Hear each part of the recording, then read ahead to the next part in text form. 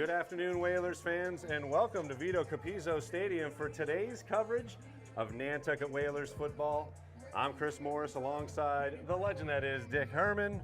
How you doing, gang? And Dick, this afternoon we will be hosting the Cardinals from Cardinal Spellman High School. They took the trip down from Brockton.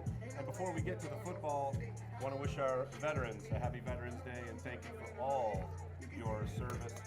Dick, today's game is basically bonus football, but we're glad to be here. Beautiful day for football, and happy that these boys and girls snuck down from Brockton. And obviously, we're not playing a playoff game because you were over there. We lost last week to Cohasset. You say bonus football, but the old system, and evidently the system changed. The old system was up until this year, I guess, the last 6 years, was you played your 7-game schedule. Right. When it first started, the top 4 get into the playoffs, then they pushed it to 8, but they always said you're going to play 3 more games after that. Maybe it got complicated because the last game of the season was coming up the weekend before Thanksgiving. A lot of teams want to still play their big Thanksgiving game. Sure. So this year they seem to have cut it to a system where you can opt in and opt out. I don't like opting in and opting out. Coach Capizzo used to say, we will play anybody, anywhere, anytime. No such thing as opting. So, but anyways, we got a game today. It's the last game of the year. So Nantucket, with losing that other game with Monomoy, is not going to have a 10-game schedule. Yeah. And again, we talked about it. You look on the internet, and Monomoy is a win for us, but that didn't count towards the playoffs, obviously. And when the playoff rankings came out, they had Mashpee on the schedule.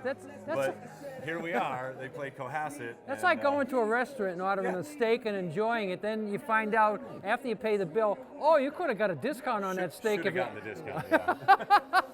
But anywho, here we are, and again, a tough loss last week.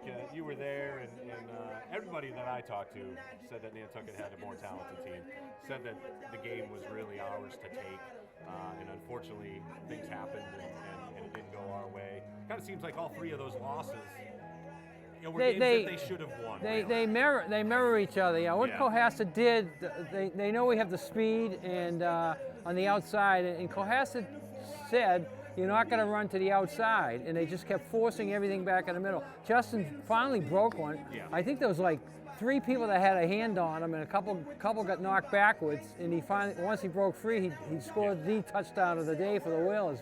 At that point, that made it 13-7, so it made an exciting game. But, this team that we're looking at in front of us here, the Cardinals, they look big, they look strong. We hope that they're not as quick, and Justin can get to the outside along with the other Whalers. Yeah, as we said, there's a lot of brown in the middle of the field here after a full season of football. We got to play in the green, get it outside the tackles, get it outside those hash marks. But as you said, Coach Con Chase, who I was able to talk to with, said they play a tough schedule. They're out of the Catholic Central, up out of Brockton, and St. Mary's is the top team in Division 6. They play them twice. Came up with a huge upset for one of their wins. But yeah, they've got 6 losses and didn't even qualify for the playoffs because, again, their tough schedule. It's the same division that Sandwich plays out of, and, they've moved along. Got a game tonight, again, their second round against Abington, who, of course, we've seen a few times over the years. I'm real interested to see how that game plays out. Yeah, Abington's been our nemesis, beating us, I think, 3 out of the last 4 years. In the playoffs, in the final round, the one year that we did have a chance to make it to the finals, right? Right. Yeah, and that 2019 team was loaded too. Yeah, the 2019 team was funny because they just had so many key injuries to key players, and they finally sort of got it all together in the second half against Abington, and they started moving, but. The payback that year was losing to Mashpee and Cohasset during the season, and then beating them in the playoffs. But losing to Abington, as I say, we've lost them, I think, 3 years in a row. Yeah, revenge is sweet, but certainly would have liked to put the nail in the coffin against Abington. But, ultimately, I would say a very good season for the Whalers. You got to key mark that win against Sandwich, a miraculous comeback win. Obviously, the Island Cup, a special moment here as they were able to solidify a playoff spot. They won the division, their conference by beating Sandwich as well, and obviously whenever you can hoist the Island Cup. The Island Cup will be the thing that they remember the most. And as you've said all year, a good bunch of seniors, a lot of seniors. Yeah, 15 seniors total. Playing their final game on the home field here at Vito Capizzo Stadium, that has to be special. That is special, and the boys making their traditional lap and honoring the veterans with a couple of American flags right out the front. Of course, Mr. Do-It-All, Justin Blois. Let's talk about the Whalers and their key players. Obviously, they're going to miss a couple guys here with injuries. Carlos Aguilar, quarterback, not playing today. Garner Ray, another one of those just great football players, not playing today. So it will be a different crew doing the things that normally get done. But you know, Mekhi Bodden, no stranger to quarterback. He played it all last year. Played it against Cohasset in the second half. But he will be running the show. So obviously, probably a little more ground game via the quarterback position. Still plenty of options. Still plenty of weapons for the Whalers. He has something to prove, being his last game, and now he, 360 he takes, and he's back where he started. You might say, So he should have a little chip on his shoulder, saying, "Yeah, I opted out of quarterback and I went to wide out, but I'm back here at quarterback and I can still do it." So he has to have a chip on his shoulder today. And you mentioned his feet. That might be exciting. Yeah. That might be a wrinkle that Cardinal Spellman might not be ready for. True. I will say that when I did talk to Coach Chase, he circled number 1 like 5 times. He's like, I don't even want to know his name. Just I know his number, and that's all I need to know, because I know he's getting the ball one way or the other. And the 1-2 punch of Mekhi Bodden and Justin Blois has been special to watch all year. We're gonna miss him up here in the booth. It's fun. Yeah, he's been a key part of Whaler football, and one of the special ones. But we see 4 captains heading out there. So we'll have a coin toss here, national anthem. We are a few minutes away from kickoff here from Vito Capizzo Stadium. Once again, happy to have you here, streaming live on YouTube. And of course, this game will be picked up by NCTV. And I got to mention all the gang over there. Thanks very much to Frank for getting us all set up for success. And of course, we had a great time hanging out with Katie and our buddy Charlie, and we got Sean on the camera today. So he and I will, and hopefully you'll come join us for a little basketball. Yeah. I'll be around this winter, and jump in there if need be. And you want a second voice? Come and hang out. You want a second voice? Sure. Yeah, absolutely. But as far as the Cardinals this year, again, they've got a quarterback that is a Justin Blois-esque guy, Mr. Do-It-All. He will play quarterback, run it a lot, also going to do the place kicking and extra points, PATs. So number 2, Jack Duffy, will be circled on Coach Perry's list of players to keep track of, and we can see him out there as one of the captains representing Spellman in the toss. So Cardinal Spellman won, they deferred, so they're going to kick from our left to the right, heading downfield towards the buses, and Nantucket will get the ball first. There you go. And not much wind or weather to speak of today. An absolutely beautiful day for football. And we are moments away from kickoff here for the final game of the 2021 season for the Whalers. These guys have got another game. Spellman has another one on Thanksgiving, because they've got one of those traditional Thanksgiving games. Well, this is where you miss the Island Cup rivalry with Vineyard. And if they didn't come back into the league, now I'm thinking, would they be playing next weekend? And that's probably a yes. But they're in the league now. Now, do you play them twice a year? Right. That doesn't happen a lot, but it does happen. You mentioned Spellman playing St. Mary's twice. Yep. Getting ready for the national anthem. Cardinal Spellman High School in an MIAA non-playoff contest. As always, Nantucket High School would like to remind all those who are present today that they are expected to show the utmost respect for game officials, coaches, athletes, and their opponents. Please cheer appropriately in a positive and supportive fashion. Thank you for your cooperation in this. Ladies and gentlemen, with today being Veterans Day, we honor and salute those who gave of themselves for serving our country. At this time, we ask that all of our veterans who have served in the U.S. military to please rise so they may be recognized with a round of applause of appreciation from those who helped to defend. Nice gesture there. And we see somebody over there dressed in military. He may be doing the national anthem. I don't know. Got to give a shout And out now, to ladies and gentlemen, 96-year-old we grandfather, ask that Joe you please Vidmar, join served us, in the veterans, the in honor for a WW2 moment of there, Battle of silence the Bulge. to honor the Wow. men and women who have Yeah, paid the still- ultimate sacrifice Still kicking. in He's the defense of funniest our guy in our country. family. Today we salute those who have lost their lives from the United States Army, Navy, Air Force, Marines, and Coast Guard with a moment of silence.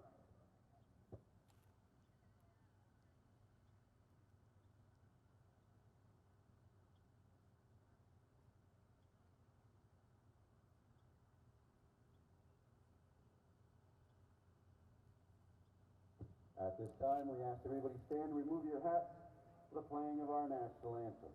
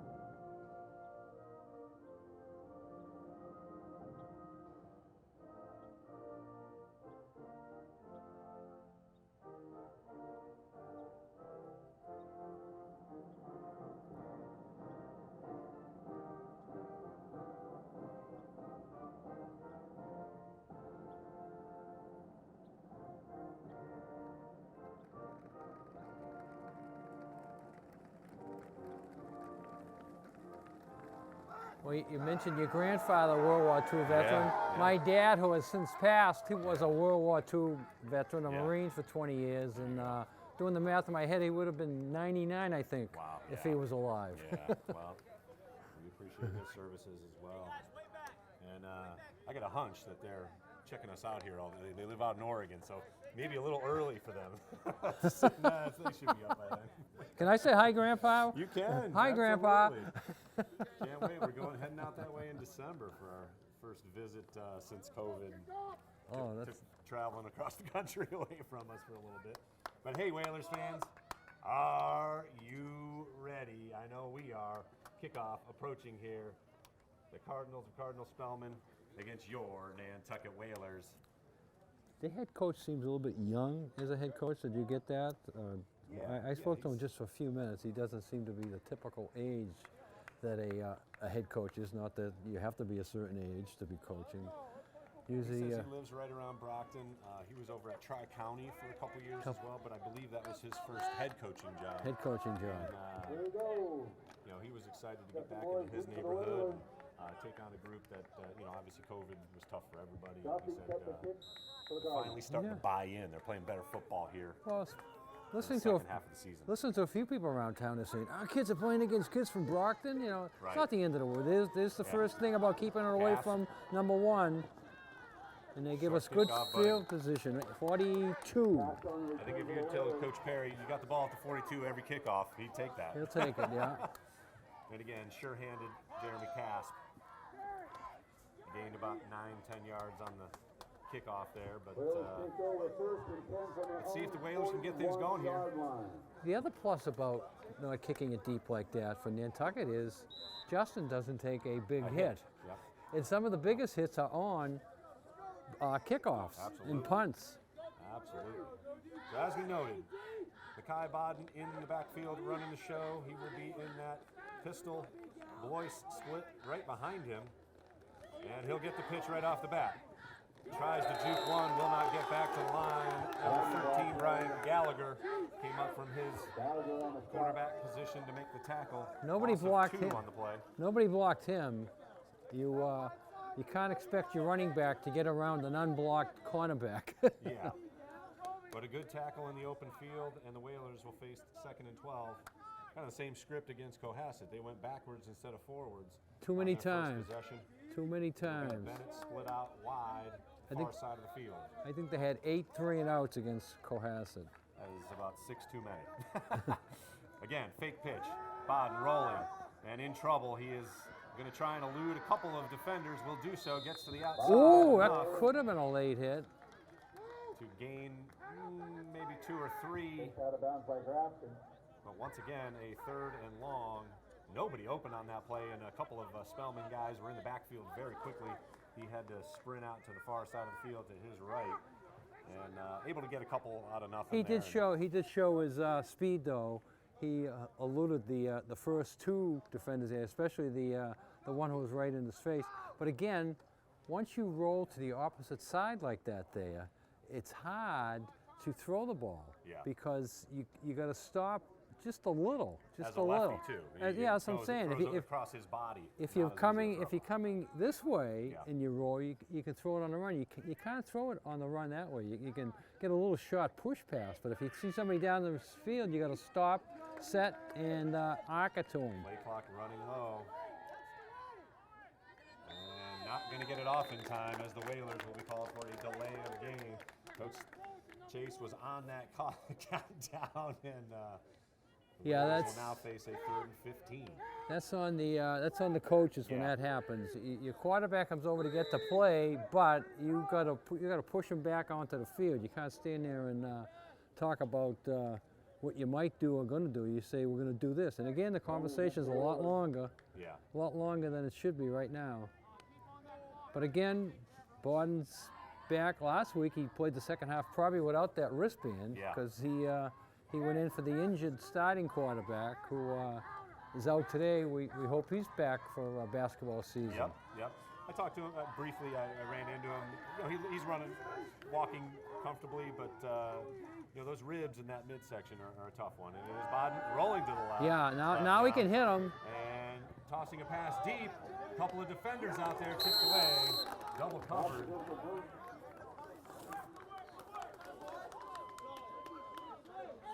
Well, that's kind of right. He's not hurt. That is true.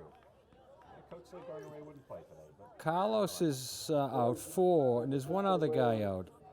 Let's see if I can get his number. Well, we're glad to see Garner out Garner out there. Yeah, Garner had made a nice catch last week in the end there. zone. He was open too. The throw a little short. Had a chance there, but again, double coverage knocked away fairly easily by Tyler Marenko on the coverage. And it'll be Boyce back to punt. 4th and 15. Good snap. And a line drive kick that will take a nice Whalers bounce to about the 30-yard line, where Spellman will take over for their first possession of the first quarter. No score, 9:19 to go. They gave him a lot of space there. He looked. And you know, the coaching staff in Nantucket takes a look at that there. You might see a fake down the road here because on 4th and 15. 4th and 15's hard, but those are the types that you catch them napping. You know, 4th and 2, they're thinking you're going to do it. That's true. So 9:19, 0-0 here, but now the Cardinals are going to get the ball. And let's see what they can do. Jack Duffy in the backfield. He will do a lot of this. A little run up the middle. And the Whalers able to stuff it fell forward for about a 4 or 5 yard gain. Duffy the ball carrier. They give him 5 on the carries, and they can do that all day. Yeah, we've seen the wins and the losses this year, and teams that can do that winds up on the winning end against the Whalers. That's a tough situation there when you can run tackle to tackle and pick up 3+ yards, and they picked up 5 there now. So now you got a lot of things in your playbook on 2nd and 5. Shotgun formation, split backfield, a couple receivers down, and it'll be the first carry. That's going to be a horse collar. Look out of it as well, but that's 15 yards. One of those shoot yourself in the feet kind of moment. I mean, Williams had him cold. There's no reason why he grabs like that. You wrap him up with your arms and you bring him down. That was a poor tackle. McBride on the carry for a short game, but they will take the penalty, and that'll move the ball across midfield into Whalers' side and an automatic first down. That's a for that's a Spellman. 20-yard penalty because they had him for a 5-yard loss. It would have brought it 3rd and 10. And my math isn't quite right. I should have let you do the adding. It's at the 49-yard line there. So, 1st and 10, Spellman gets the first down on the penalty. Good enough for Spellman first down. Romulus, the big receiver, to the short side here. 2 split out to the wide side. Again, shotgun formation. And a quick pass out. And the Whalers are there to stop it behind the line of scrimmage. Yeah, this time Williams wraps him up. So he learned from that first one. He wraps him up and brings him up. He's a big kid. It wraps him up like that there. You're going to bring him down and brings him down for a loss. That was almost a lateral. I don't know quite if it was or not. Little Where bit. we were looking, it looked like a lateral. Looked like a lateral on our We'd have to angle. see. I think Scott and Mark got a better view of the actual angle of the pass. Nonetheless, a nice stop on first down, bringing up 2nd and 12 for Spellman. Single back in the backfield, fake, and it'll be a couple of Whalers needing Duffy in the backfield once again. Quickly. Jeremy Cass there. He helps bring him down. Again, I'm not sure if that's a broken play or not, but there was plenty of blue shirts there to haul him in. Missed blocks nonetheless. 3rd and 12 now for the Whalers. Clock reading 7:23 and counting here in the first quarter. No score. First possession for Spellman. Whalers unable to move the ball in their first possession. Let's see, we could be facing a pass here. We got 3 wideouts to the short side, closest to us. And it is Gallagher in the backfield. They moved. Quick snap. And it is a pass caught. He didn't make it. That is Romulus short of the first down, but could be 4-down territory for Spellman. I would think so. And I thought they moved. It did look like movement. Oh, he's sending out somebody new. Looks like the punter's coming in. Dr. Romulus on the pass play brings up 4th down. 4th and about 3 at the Whalers' Well, 43-yard line. They brought in 2 new guys, but then they talked to the quarterback, so I guess they are going for it. I thought So one let's of see the. if the Whalers can stiffen up here and get the ball once again. 4 wideouts, 2 split out to either side of Duffy, who has a lone setback. I got a hunch he's running this one. And he is met immediately, will not get a first down. Stopped short. Maybe got back to the line of scrimmage. Either way, Ryan Whalers Downey. take over. Ryan Downey, give him a Tommy point on that one. Ryan popped him right there, boy. I'm glad you know what Tommy points are. A lot of folks don't know what those are. Mr. Tommy Heinsohn, God rest his soul, one of the greatest Celtics coaches, players, name it, and a fantastic announcer. I spent Celtics about basketball. 20 games in the old Boston Garden Oh, yeah, when yeah. Tommy Gunner Heinsohn, Oh, there you go. Tommy Gunn, because he came up out of Holy Cross as a rookie and just kept shooting. Yeah, No, well. Cousy would give him the ball and he'd shoot it every time. That was Whalers take over here, and it'll be Bodden handing it to Blois up the middle, trying to weave his way. He'll get a couple, but that's going to be a tough place for any Whaler runner to go right up the middle there against a big Spellman team. A couple of dudes over 250 there on the D-line and offensive line. they as got well. they got some good size. They They do. feed them well up in Brockton. But number 80 here, right in front of us, looked like he had his hand over the line of scrimmage when he went down. The official's right in front of him. Let me see how he lines up this time. You got a We got perfect, a good look at it right perfect here. view here. Let's see. 45-yard line. Again, 5:40 and counting. No score in the first quarter. 2nd down and 8 for the Whalers. A couple of running backs in motion in front of Mackay Bodden. And it'll be run pass option to Blois. Not much doing. Going to push forward for another 2 yards, maybe bringing up another 3rd and long for the Whalers. We've done 4 running plays and a couple of pass plays, although one of them ended up being a scramble for Mackay Bodden. So third and 8 here. The ball's on that side of the field, Chris, so I have a feeling they might do the rollout coming back this way. As we said, Ghana Ray was a little bit open on He the was open, sideline. but the pass was late and short. So they got 2 receivers coming our way. Let's see if Bond comes this way. Ray and J.J. Bennett, Blois split out. Nobody in the backfield with Mackay Bodden. Let's see if the Whalers can protect him enough to get a pass off. Looking deep to Blois. And overthrown out of bounds. One-on-one coverage out there, and it was pretty tight coverage as well. And that will bring up 4th down once again, and it looks like The Whalers will punt it away with 4:45 to play here in the first quarter. They stayed right with Justin there. They tried to believe they were going to do what I was thinking they were going to do, roll towards us with the 2 receivers, but he stayed right back there. They kept in the blocker there, Shea, so that he had enough time, and he found Boyce down there, but as you say, he was well covered. Well covered. Well, Nantucket should win the battle of field position if Justin gets off a decent punt. Once Again, he looked looked. at it. He looked. He hesitated before he punted, and a beautiful punt. Gonna Get it bound before it gets in into the end zone. He definitely took more than just a little peek at running the ball, so I got a hunch we're going to see that before today's end. He must have that option. I'm sure he does. He must have that option I because will say I've been to a couple of practices and I've seen that where he just takes a look at it and then starts running. Yeah. So we'll see if the moment presents itself. Either way, the ball comes out to the 20-yard line for Spellman as they take over 1st and 10. the Nantucket downmen didn't expect that type of roll. You know, if one or two of them got down to about the 5-yard line, they could have cut that off. But they'll take it. They get Spellman backed up at the 20. 4 wide receiver set, again, shotgun formation. It'll be back to pass, a quick pass out to the flat. And once again, the Whalers are all over it, led by Justin Zadroga, who came up and made the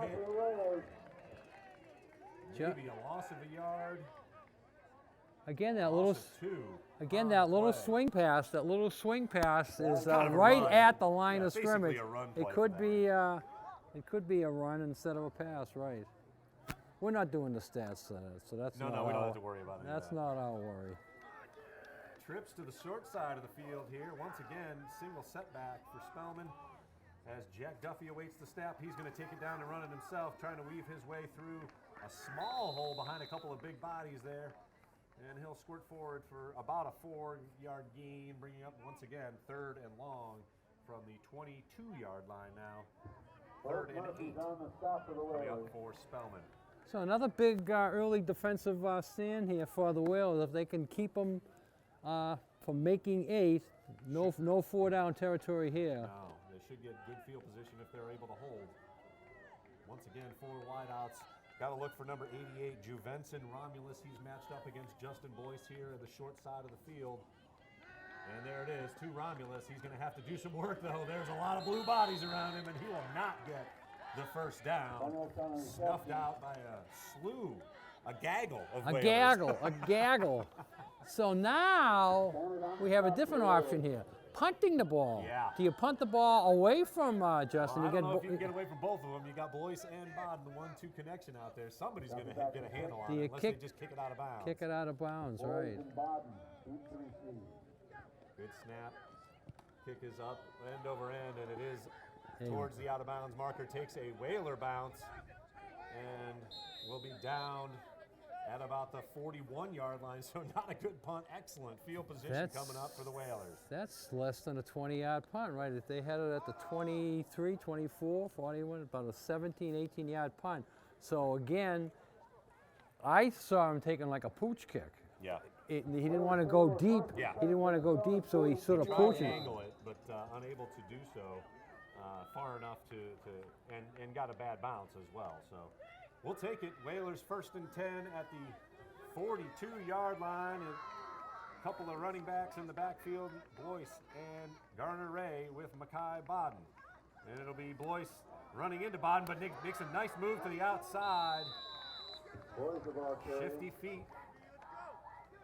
Sneaks ahead for about a 4-yard gain. Yeah, we're in 4-down territory now, too, with the good field position. So got to take advantage of these types of situations against a good team. Be good to get your first down here. As the clock approaches 2 minutes to go here in the first quarter, once again, no score from Vito Capizzo Stadium. Thanks once again for joining us here for the final game of the 2021 Whalers football season. Bodden in that short shotgun formation again. And an inside handoff to Shane. He's got some room up the middle. And blasted by. He makes the Romulus. first down.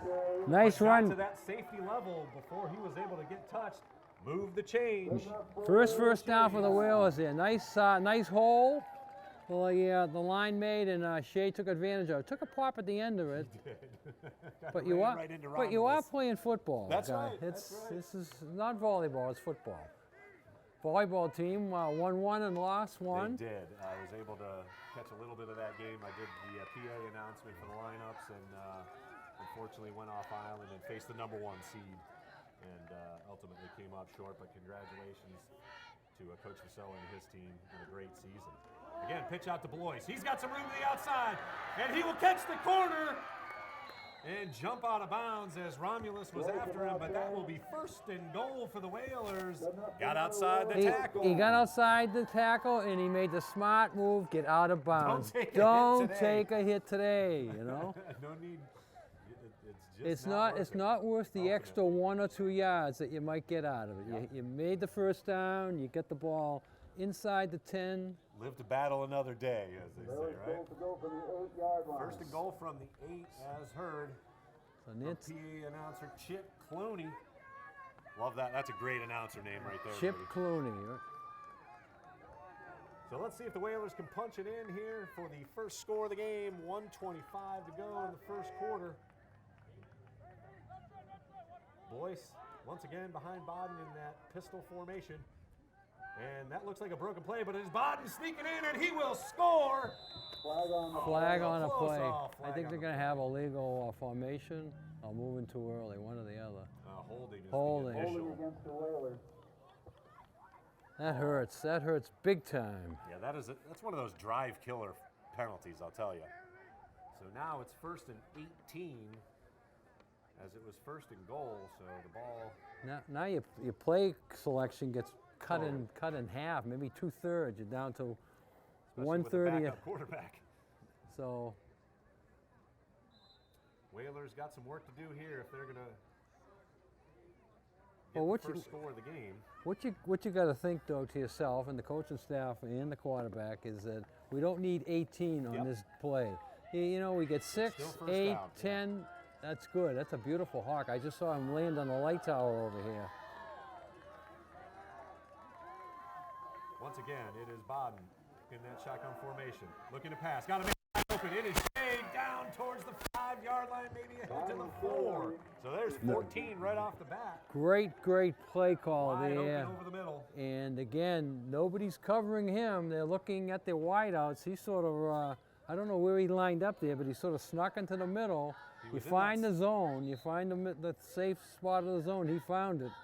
He was in that slot position on the right side of the formation and just kind of dragged over the middle and wide open underneath a lot of the second level there. And Blois was also open out in the flat, but wisely Baden chose to throw it to him. And this could be a pitch. Blois going to catch the edge. Touchdown Whalers! Yeah, Baden drew the traffic towards him. Justin used his speed in the corner, and once he caught it, it was just a foot race, and he had the speed.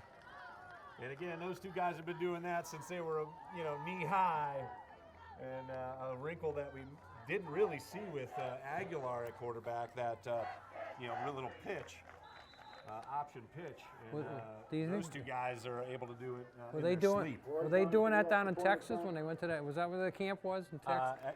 It was all over the place, but they went. I don't know if they did that because they switched Baden right to a wide receiver when he went down to that camp. So I don't think he got any snaps at quarterback. All right, going. Blois in for the PAT. And the kick is up and good by a mile over the kids that are standing out there. 7-0. The Whalers put it up with 14 seconds to play here in the first quarter. They draw first blood, 7-0, and took advantage of some great field position as they had to. That was the key to take advantage of the break you got on that situation there. The bad punt, the forced bad punt in my mind is that they didn't want to kick it deep, so they sort of pooched it and tried to get it in between, but it was a bad pooch and took a Nantucket roll after it hit the ground. And when you set up on the 42 like that there, good things can happen, and Nantucket made it happen. A couple of nice runs by Blois. Again, a great pass by Bodden through the middle of the formation, and caught Caden Shea, which brought it down to the 5-yard line, so they were able to overcome a penalty, one of those shots in the foot. Yeah. 2 of those already, but we'll see if they can stay away from those things, and obviously every team's got to stay away from turnovers, to say the least, but a couple of big penalties already for the Whalers. Boyce to kick it off. A nice line drive, hops up and taking it about the 3, up to the 5-10. Whalers are there to cover it, and they will do so. It'll be a long field for Spellman as they made it across the 15 to maybe the 16-yard line. Yeah, he opted catch it before it went into the end zone and does not get back to the 20. So let's see if the Nantucket defense now can make another stop. This should be one last play here in the first quarter. 7 seconds to play technically in the first quarter here. Beautiful day for football. Couldn't ask for better weather. No wind, what to speak of, really. Can you believe we're in November? November, I know. So once again, Duffy awaits the snap. He will roll and looking to run again. It'll be a penalty flag on the play. We'll see what the call is here. So that ends the quarter. By the way, The officials will sort it out. I have a feeling it's against Spellman. could be an illegal formation, but we have reached the end of the first quarter of play. The Whalers able to put one in right before time ran out here in the first quarter, and they lead it 7-0 here at Vito Capizzo Stadium. Once again, our final game of the season. So thank you very much for joining us all season long. Get ready for some winter sports here coming up in December. We got basketball and hockey, some swimming as well. I saw one of our swimmers signed by Sacred Heart. She's committed to swim at the next level, which is always amazing. That's always excited when you don't you think hear about that. it, but it is really a small school that Right. we have here. Well, one of our former football players, Yeah. Duart, Yeah. is playing today at Bryant. Bryant, yeah. Bryant's playing Long Island, I think. I'm not sure if he's playing. He's been hurt because I talked to Jana a couple days as we were checking out the soccer team, which unfortunately came up just short yesterday. The final goal scored with a minute to go. But again, a great season. Coach Brannigan and his squad had a fantastic year. And Don't tell me these officials are going to do this. Don't tell me they're going to do this. They're going to say there's 1 second left. I just heard him say 1 second on the clock. Oh my God! So the officials have the official time. Let's and, use logic, sir. Where is the logic? You're going to run one play down there. Stop the clock with a penalty, and apparently that happened with 1 second to go. So here we are, 1st and 15, as the penalty was against Spellman. A pitch out, and he's got some room to the outside. Ooh, nice open field tackle by number 12. Murphy on the stop. Murphy. And now the quarter has come to an end, as the kids will once again go back, all the way down to the end of the field. Go back and see your coaches, Yeah. then go up the other end of the field. So, yeah. But Spellman able to get a chunk of that penalty back But and some on first down. The clock operator took Yeah, 13 yeah, seconds they're off. gonna have Put to it back. reset that Put whole it back, scenario. sir. That's not going to work. So 7-0, our score after 1 quarter of play. A little bit of a, I don't want to say championship fight, but a fight nonetheless. A couple of spars early on, defense holding up. Ultimately, the Whalers were able to take advantage of a short field and punch one in as Justin Blois took the pitch from Makai Bodden from 4 yards out, and found the corner of the end zone there for the score. He added the PAT as well. So it'll be 2nd down and about 6 for Spellman as they start the second quarter here. Nantucket has to feel good about themselves, though. A good quarter, a bigger school, Yeah. division up. The physicality hasn't overcome them for sure, and there are some big boys on there, but they have held their own in the trenches. And it'll be Duffy once again, just pulling it down, and he's going to run ahead. Ooh, nice hit in the middle. That one we heard up here. Yes. That was Shea, I think. Yeah. Finished. Garner Ray, I believe. 18, Garner Ray. filling the hole there from his safety position. He's just He's just a both. good football. He's just an all-around good football player. Last week, He got hurt in the first half, took his jersey off, sitting there, and it looked like he was out of the game. And no more gonorrhea. Yeah. 5 minutes later, we're calling his number. I said, how the heck did he get back into the game? He just was sitting right over there He's a with gamer, that's with for no sure. shirt on. So 3rd and 4, so fell ahead for a few yards. Was Duffy on the quarterback keeper. He's got a couple of running backs in the backfield, split out to the left side, throw over the middle, nobody home. I'm not sure who that was for. It was well short of Romulus and well over the head of Grafton, who was dragging over the middle. So it'll be another punt for Spellman as the Whalers are able to hold. Yeah, Romulus seemed to keep running deep. The quarterback must have thought he was going to break it off and break back to the middle because that ball was thrown to nobody. Yeah, miscommunication either way. Interesting setup they have here for the punt. A high snap handled and another short punt. Got to stay away from that one as it bounces, and Bodden will let it bounce. Bodden wanted to take it. If inside the 35 to about the 32-yard line, so ends up being a good punt. If that defender, I think, was 1 yard deeper away from it, he would have taken it. But he would have been taking that just as the defender got there, and he made the wise decision to stay away from it. Still pretty good field position as the Whalers get the ball back here. Their first possession of the second quarter starts at the 32-yard line. 1st and 10. Once again, they were able to get to the outside. We'll see if they can continue to do so with Blois and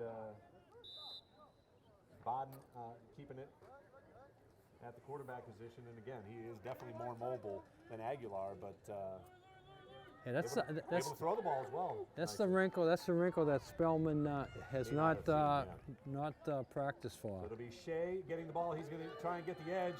He will cut it up. Looked like he had the edge. A couple of guys out there, Bennett waiting to hit somebody, but Shea cut it upfield for a gain of about 3 on 1st down, bringing up 2nd and 7.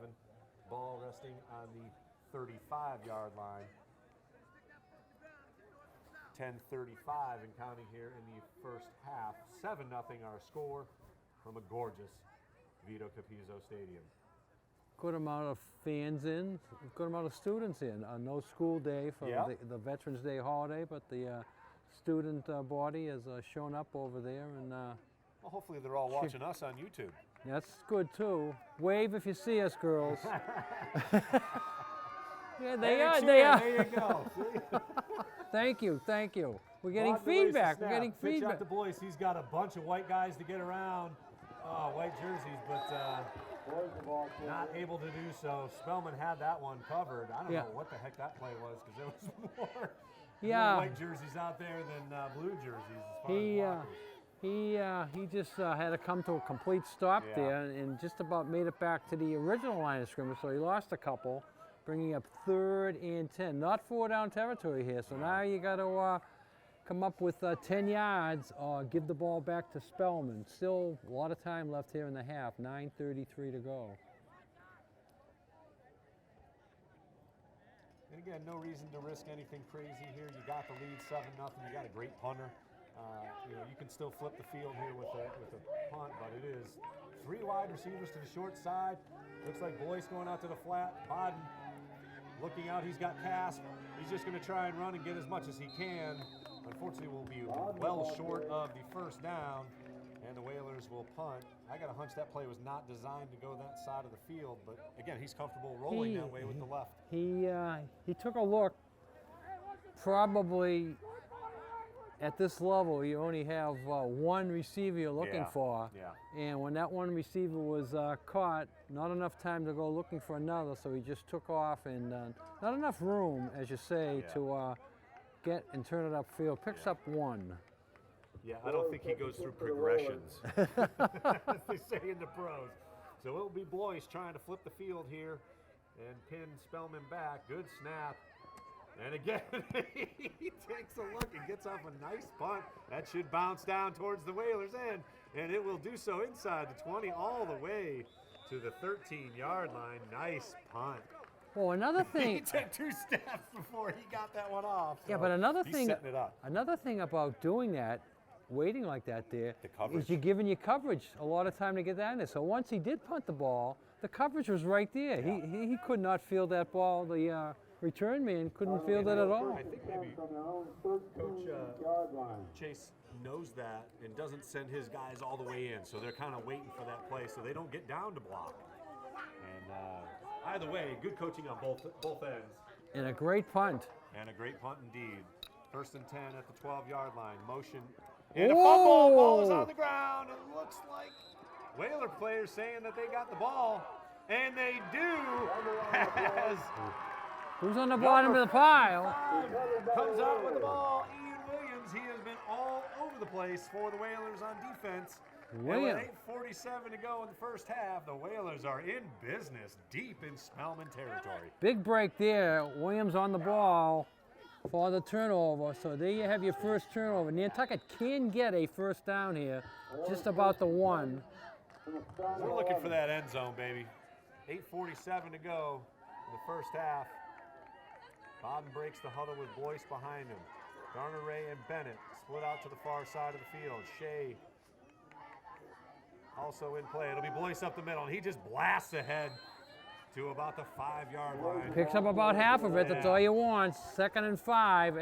No hesitation, no dancing. Just get it upfield there. And Down at the 6. as we said, they can probably get a first down at about the half-yard line if they get that close. But they get that close, we want the ball in the end zone. Right. 8:20 to go, so time is not a factor in this drive. You don't want to delay a game, guys. Come on, move it, move it. Let's go. Let's move it.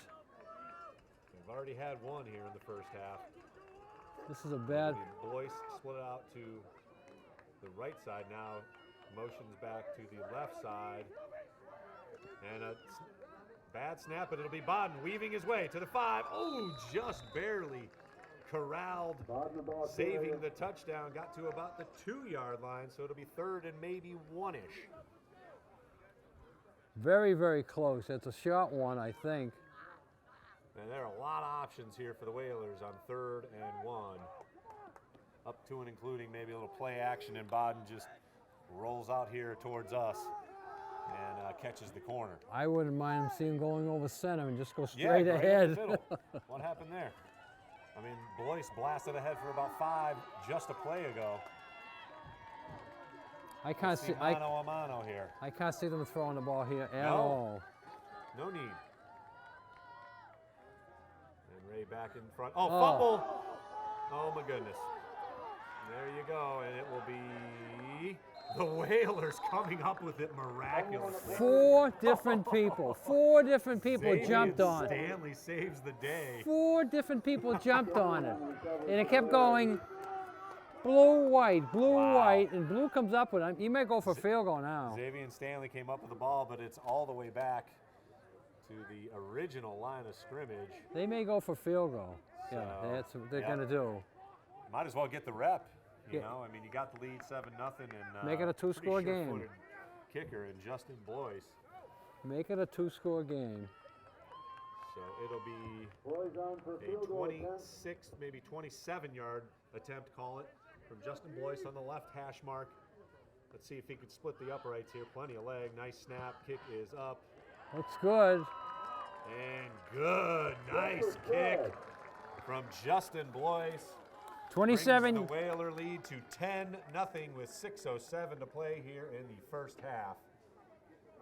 27-yarder. So Justin has got a touchdown, a field goal, an extra point. Now we need an interception. Interception, something on defense. We need a defensive one. And might as well give him a special teams one too. Why not? Spread Let's it, just do spread it. it all I mean, around. He is Mr. Do-It-All for sure.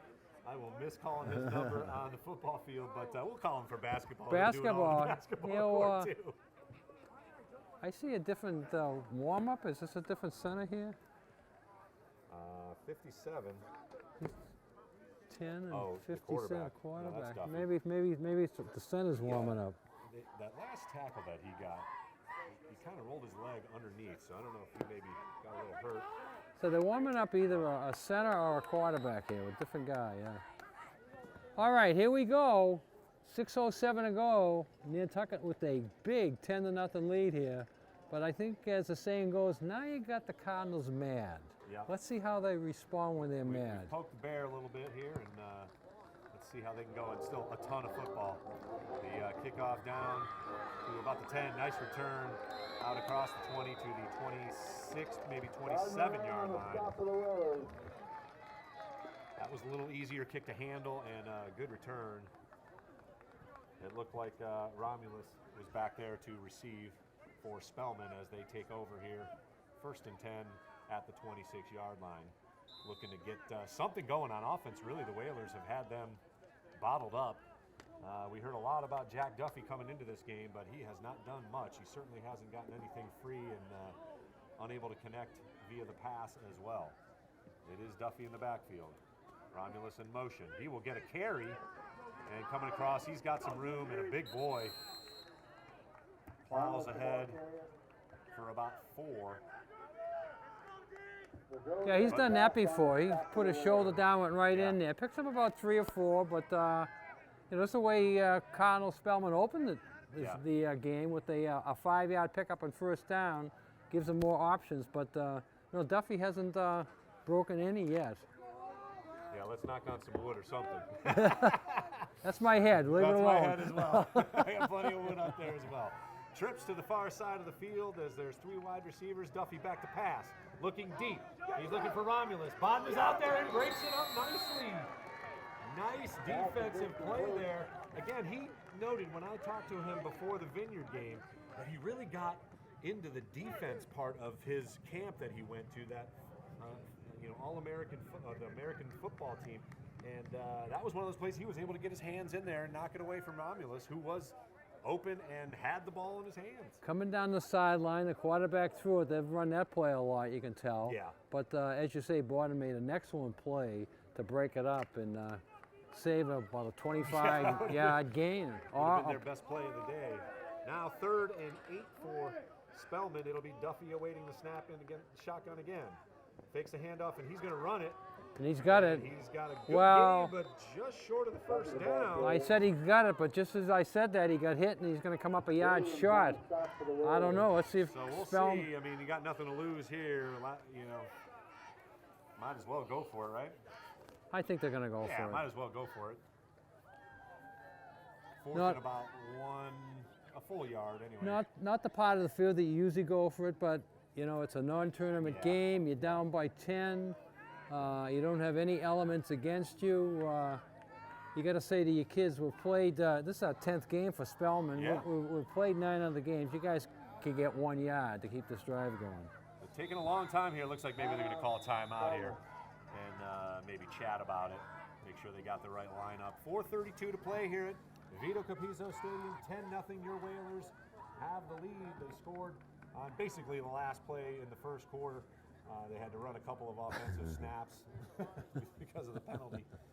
And then the Whalers just adding a field goal here in the last minute or so, taking advantage of a Spellman fumble deep in their own territory. And Justin Blois able to boot a 27-yard field goal to put the Whalers up 10-0. And they have pretty much controlled the tempo. They've controlled the line of scrimmage.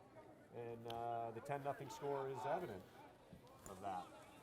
So again, this is the final game of the fall season. Yep. Again, a quick wrap up. The girls soccer did not get into the tournament. The boys soccer, they won last Sunday at home 2-1. Great game. Shawsheen, and then lost on the road, as you said yesterday, 4-3, a last minute goal. The field hockey team lost to Lunenburg last Sunday 2-0. And volleyball won last Saturday, but then they lost to Ipswich 2 nights ago 3-0. And up the middle, Duffy goes here on 4th down. Going to be close.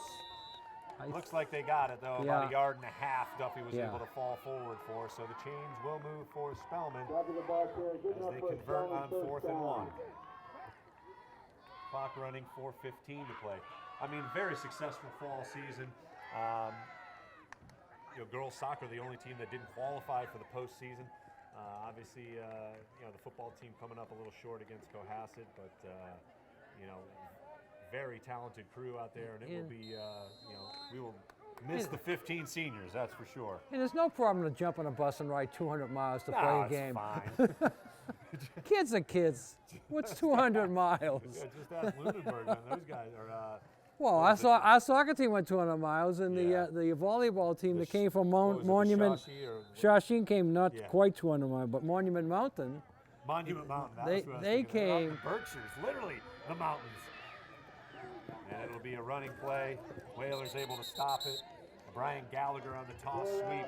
And I don't think he got to the line. No. They're out in that area, if you know your geography in your head, where you go a mile this way, you're in Vermont. Yeah. You go a mile that way, you're in New York. Yeah, they are out there for sure. No gain on the play. 2nd down and 10. 3:30 and counting now here in the first half. This would be a big stop here for the Whalers. If they could stop them here with the 10-0 lead and get that ball back, they could make it a... Shotgun formation once again. Fake handoff. Quick pass over the middle. Caught. Fumble! And it will be the Whalers recovering. Let's see if they say it's a catch. It might not be. It might not be. On the ball. Might not be a catch. I don't think he made a football move. Let's see. Let's see what they're saying. It looked like he was able to take a couple of steps. Of course, we don't have replay, but they give him the ball. Okay. I mean, that's the play. I mean, obviously, that is a bang-bang play for the boys in stripes to make, but that's why they get paid the big bucks. And fortunately for the Whalers, Xavier Stanley able to jump on the ball as the Whalers were aggressively going after it and cause another fumble. So now 3:10, timeouts in your pocket. You can make this real interesting, even if you get down close enough to try another field goal here. Ball is on the 42-yard line of Cardinal Spellman, right in front of us here. Right. Our seat is right on the a straight line. It'll be Bodden coming out of the huddle all by himself. Blois split out far side. I got a hunch. It's going deep to Justin. Great looking pass. Got to be interference there. That was absolutely a late flag, but no doubt about that he could have gotten to that ball if the Cardinal Spellman defender was not holding on to it. I got to defend the referee on that one a little bit. He reached for his flag to throw. Mark that down. I must be getting old. It's all right. It's a call for the Whalers, so we'll allow it. But he reached for the flag and he threw it. That's like the fake throw, and then he reached for it the second time. So the official did see it at first. He couldn't find his flag. Put it that way. Well, I've seen Belichick look for the red flag in his sock and not find it a couple of three times. So that'll give the Whalers 15 yards. If you were head coach of a pro football team, 10 yards only. 10 yards. If you were a head coach of a pro football team, where would you keep your red flag? Would you keep it in your sock? In my hand. I'd keep it in my hand. You wouldn't keep it in your sock like Coach Belichick. I don't know, man. I'd find a different place than the sock. Where does the head coach of the Browns keep his red flag? Do you know? I don't know. He hasn't thrown one. Okay. He should have thrown a couple. Let's go. Google it and find out. Know, right? He won Coach of the Year last year. So wherever he keeps it is a good place. He should keep it. All right. It'll be a run. Oh, unfortunately, unable to break the tackle there. Garner Ray, nice tackle by number 1. He is not on our sheet. I missed the final call on it. They just gave him a 10-yard penalty. I guess, so they must have been. Or maybe it was just holding. They must have said holding. They must have said defensive holding instead of the interference. Nonetheless, the Whalers have 2nd and 10 now at the Spellman 30. 2:35 and counting, so time becoming a little bit of an issue as long as the Whalers can get a couple of first downs here. They can get into field goal territory again, but I think they're itching for more. Too far out for field goal for sure right now, so they'd like to, as you say, pick up at least one more first down. All right, not in a big rush yet. Bodden gets the snap. There's a semi-fake and a nice, great attempt at the play. He was wide open. Unfortunately, the pass just beyond Garner Ray's reach.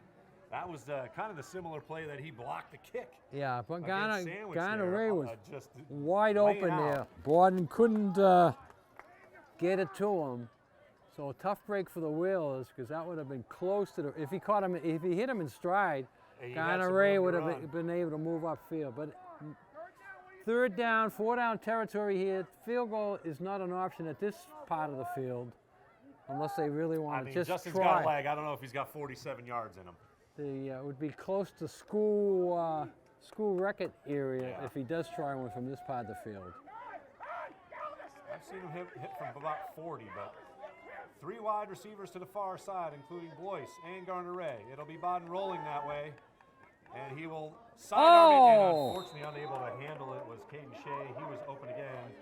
Tried to run without the ball. Yeah. That trick. Yeah. Shea. Chase is belting out about something to the I don't. stripes, but I don't know what he's angry about. 2:03 to play here. 10-0 to score as we approach halftime. Everything's going his way in this drive, and he's doing more yelling in this drive than anyone so far. So I'm confused too. Yeah, it doesn't take much for us to get confused up here, though. You know, we can't hear everything. And we can only see what we can tell. What we can see. At least here. it won't be dark. I don't think it'll be dark. It could be dark.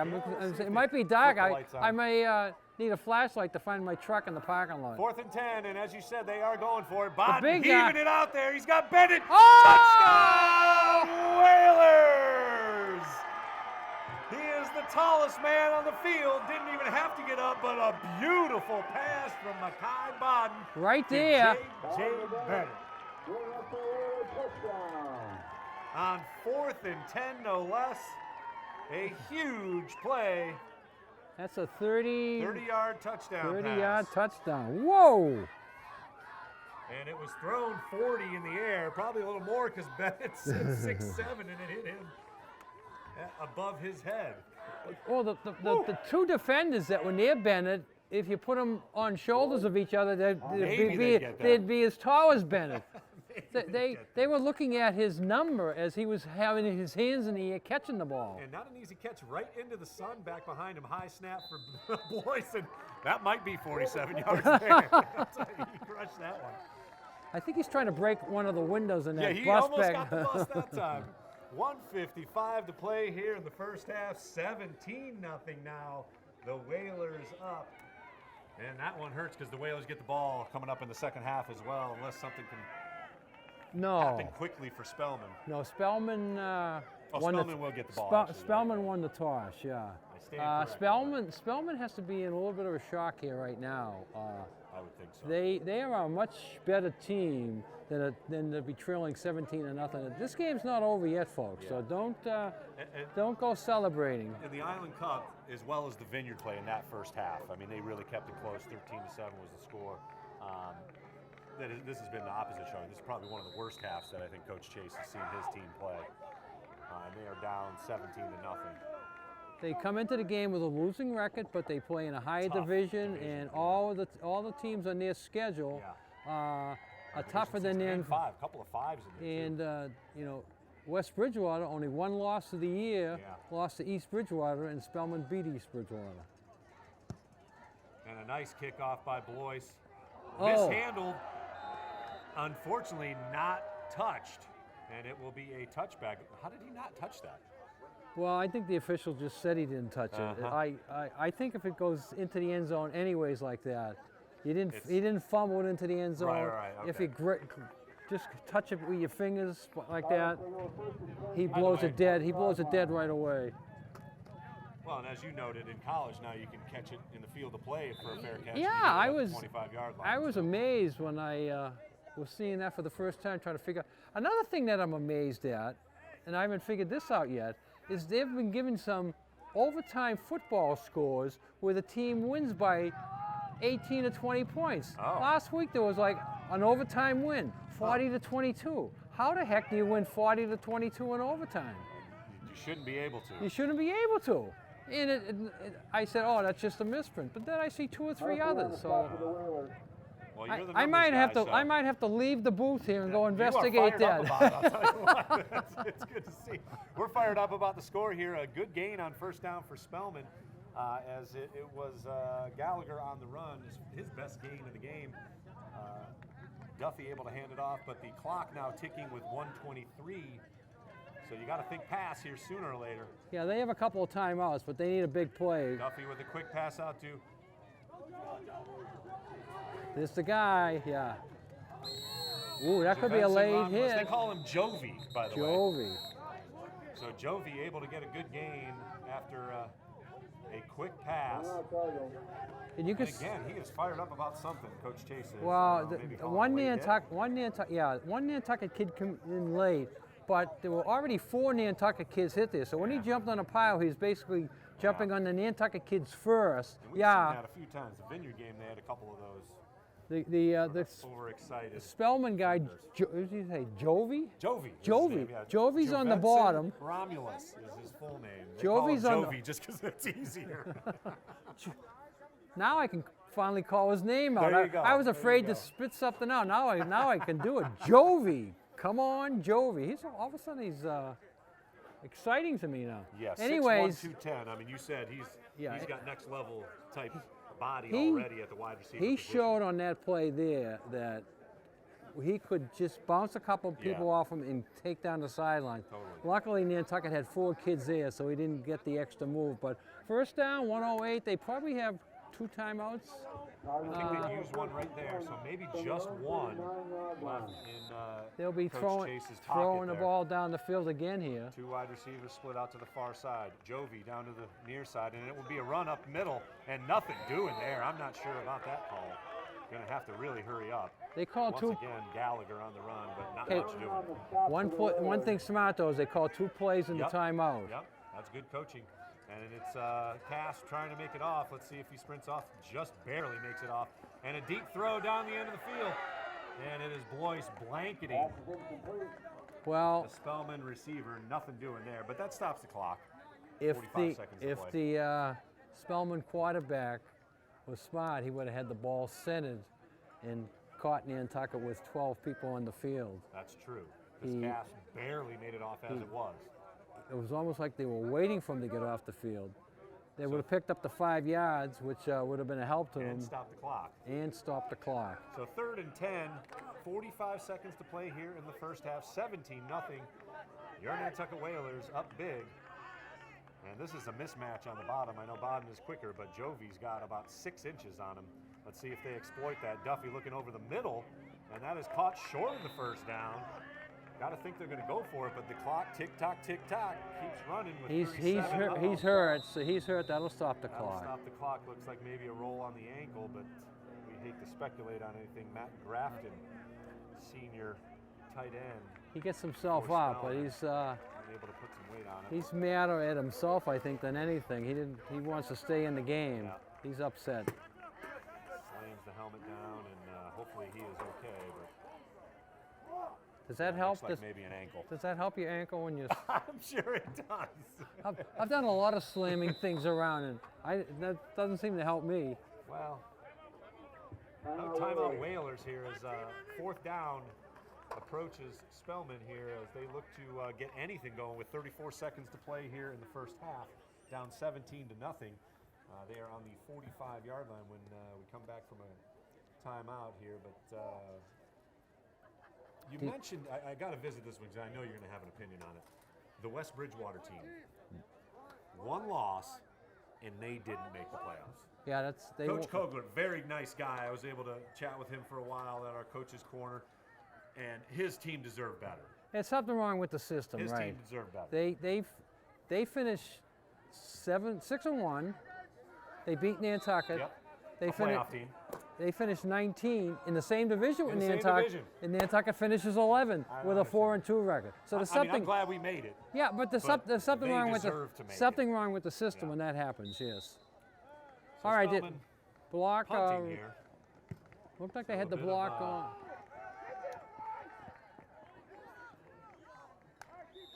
And downed. Bodden wanted to catch.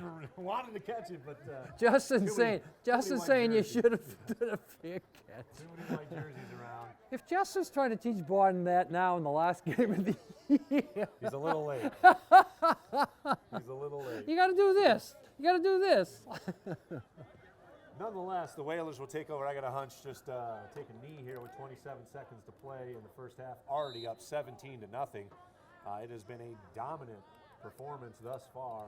Again, Spellman, no answers for the 1-2 duo Yeah. of Mackay Bodden and Justin Blois. I don't think it's going to be a knee, though. I think they're going to run sort of No, a they safe are coming play, out. a safe play that has a potential to break. But they do have 2 timeouts, so you never know. You throw a 50-yard pass to J.J. Bennett like they just did, and things could get interesting. Hook and ladder, the hook and ladder. The hook and ladder, and that will be a turnover as Spellman dives on it, and he had nothing but green if they were able to do it. The old A hook, little trickery. the old hook and ladder. Oh, that would have been fun, but It's- unfortunately now It's rough you're when going to the have to come up with something on defense with 19 seconds to play. Spellman takes over on the Whalers' end of things. it's rough when the hook gets banged around before the before the ladder The shows. ladder's ready. The ladder was not extended. Hurry up! One Hurry of up! our Whaler Hurry up! parents covering the game. We won't mention any names. Hurry up! Hurry up! But hint, hint, she's a photographer. You may see some things on Facebook coming up. So 1st and 10 for Spellman. They're gonna at throw the ball. 31-yard line. They are in business again. They've got plenty of firepower. Jovi out to the short side of the field. Blois covering him. Looking that way. Going deep. Blois is lining it up, however, and overthrown ultimately. Could have maybe been offensive interference. Nonetheless, an incomplete pass. With 12 seconds to play now. Yeah, Jovi. Maybe 2. Jovi tried to get there, but too far overthrown, and Fortunately for the Whalers, not a lot of time left.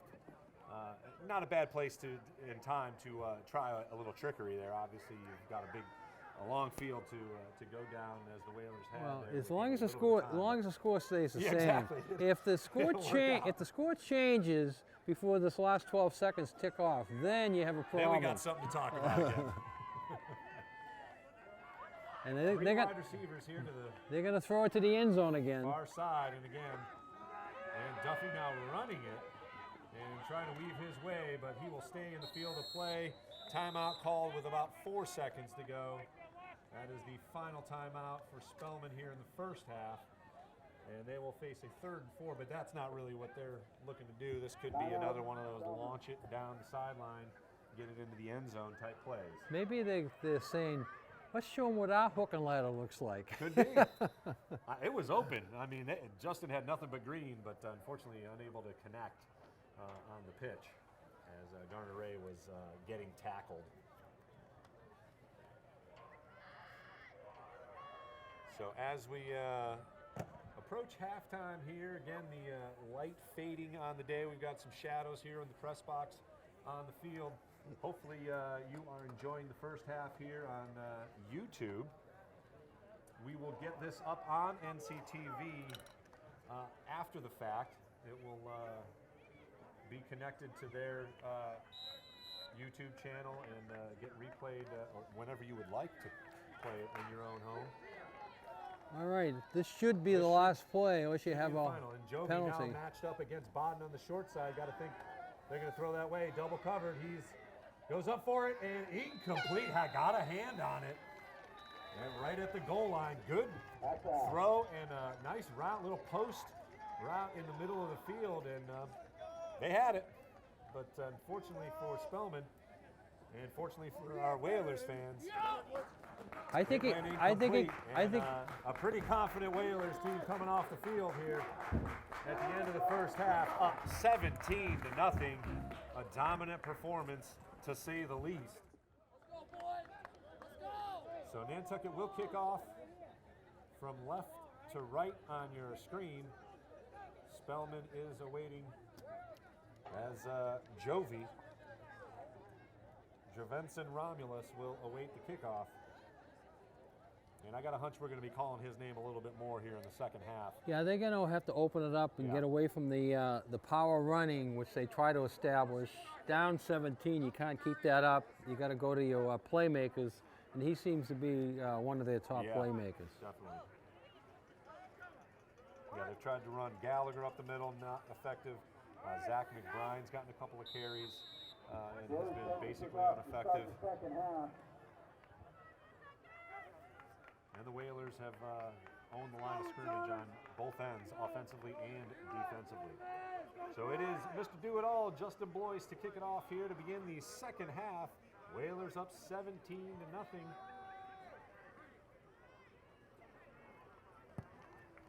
And a good end-over-end kick bounces, and it will be returned 10, 15, 20, 25.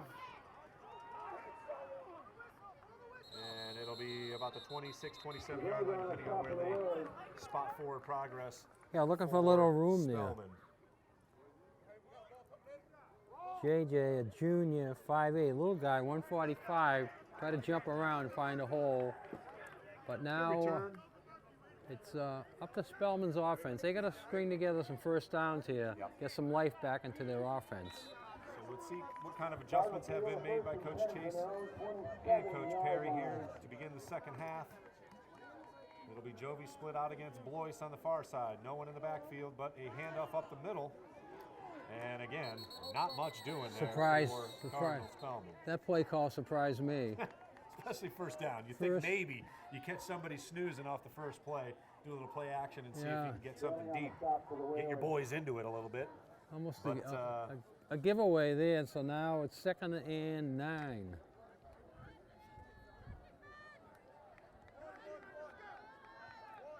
$17-0 our score. Duffy awaiting the shotgun snap, and he will hand up the middle.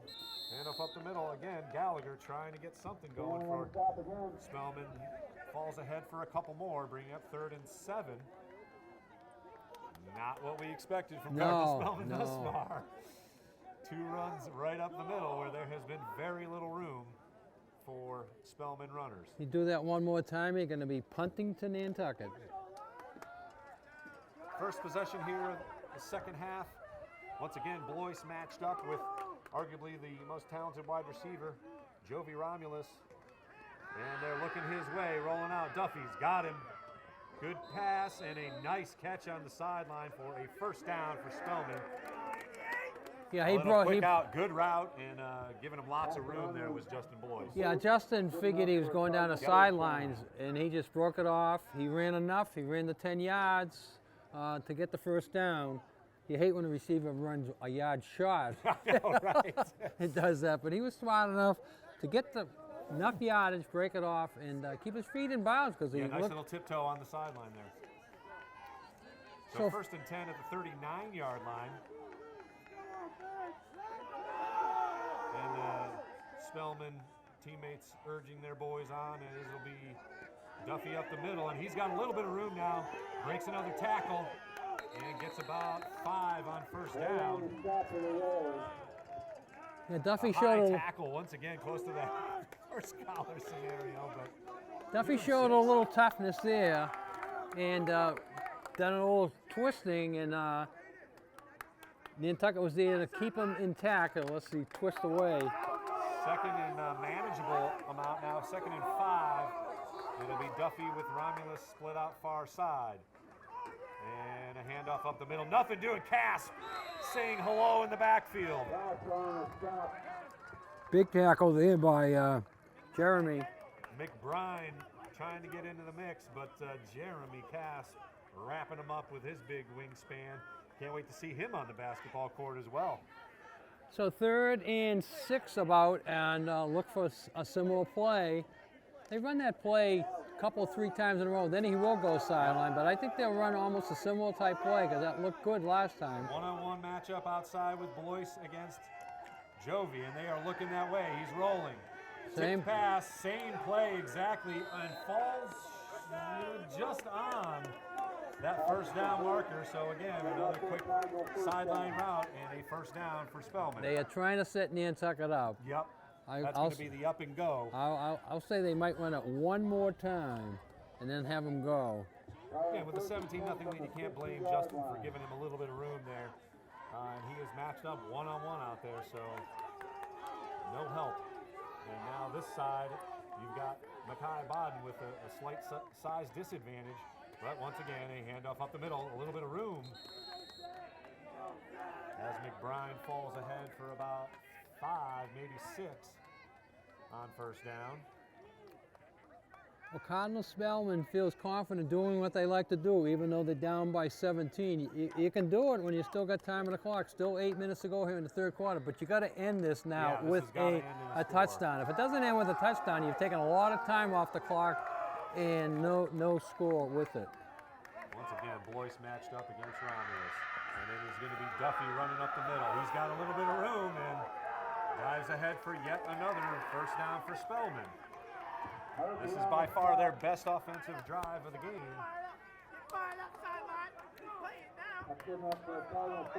First and 10 at the Whalers' 35-yard line.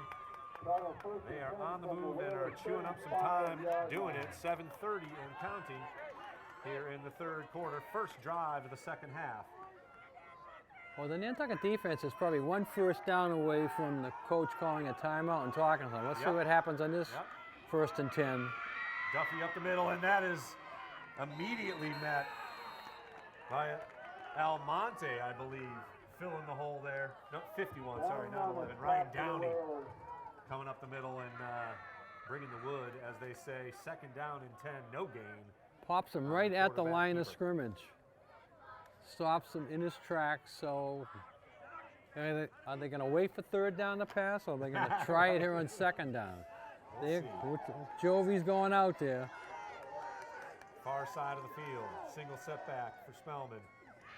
Low snap, and it'll be a handoff. McBride again. Gang tackled in the middle. Not much doing there, maybe a yard, maybe two. Third and long. Okay, did they go to the... Tougher, 88 on the out.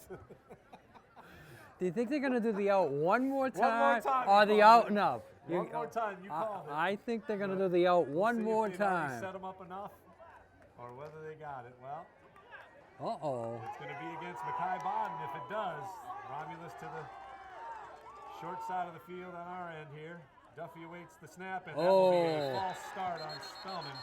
That'll cost them 5. We'll see if it changed their play call. 3rd and 14 upcoming as a bit of motion costs Spellman 5 yards. Number 32, Kenyon Port in there.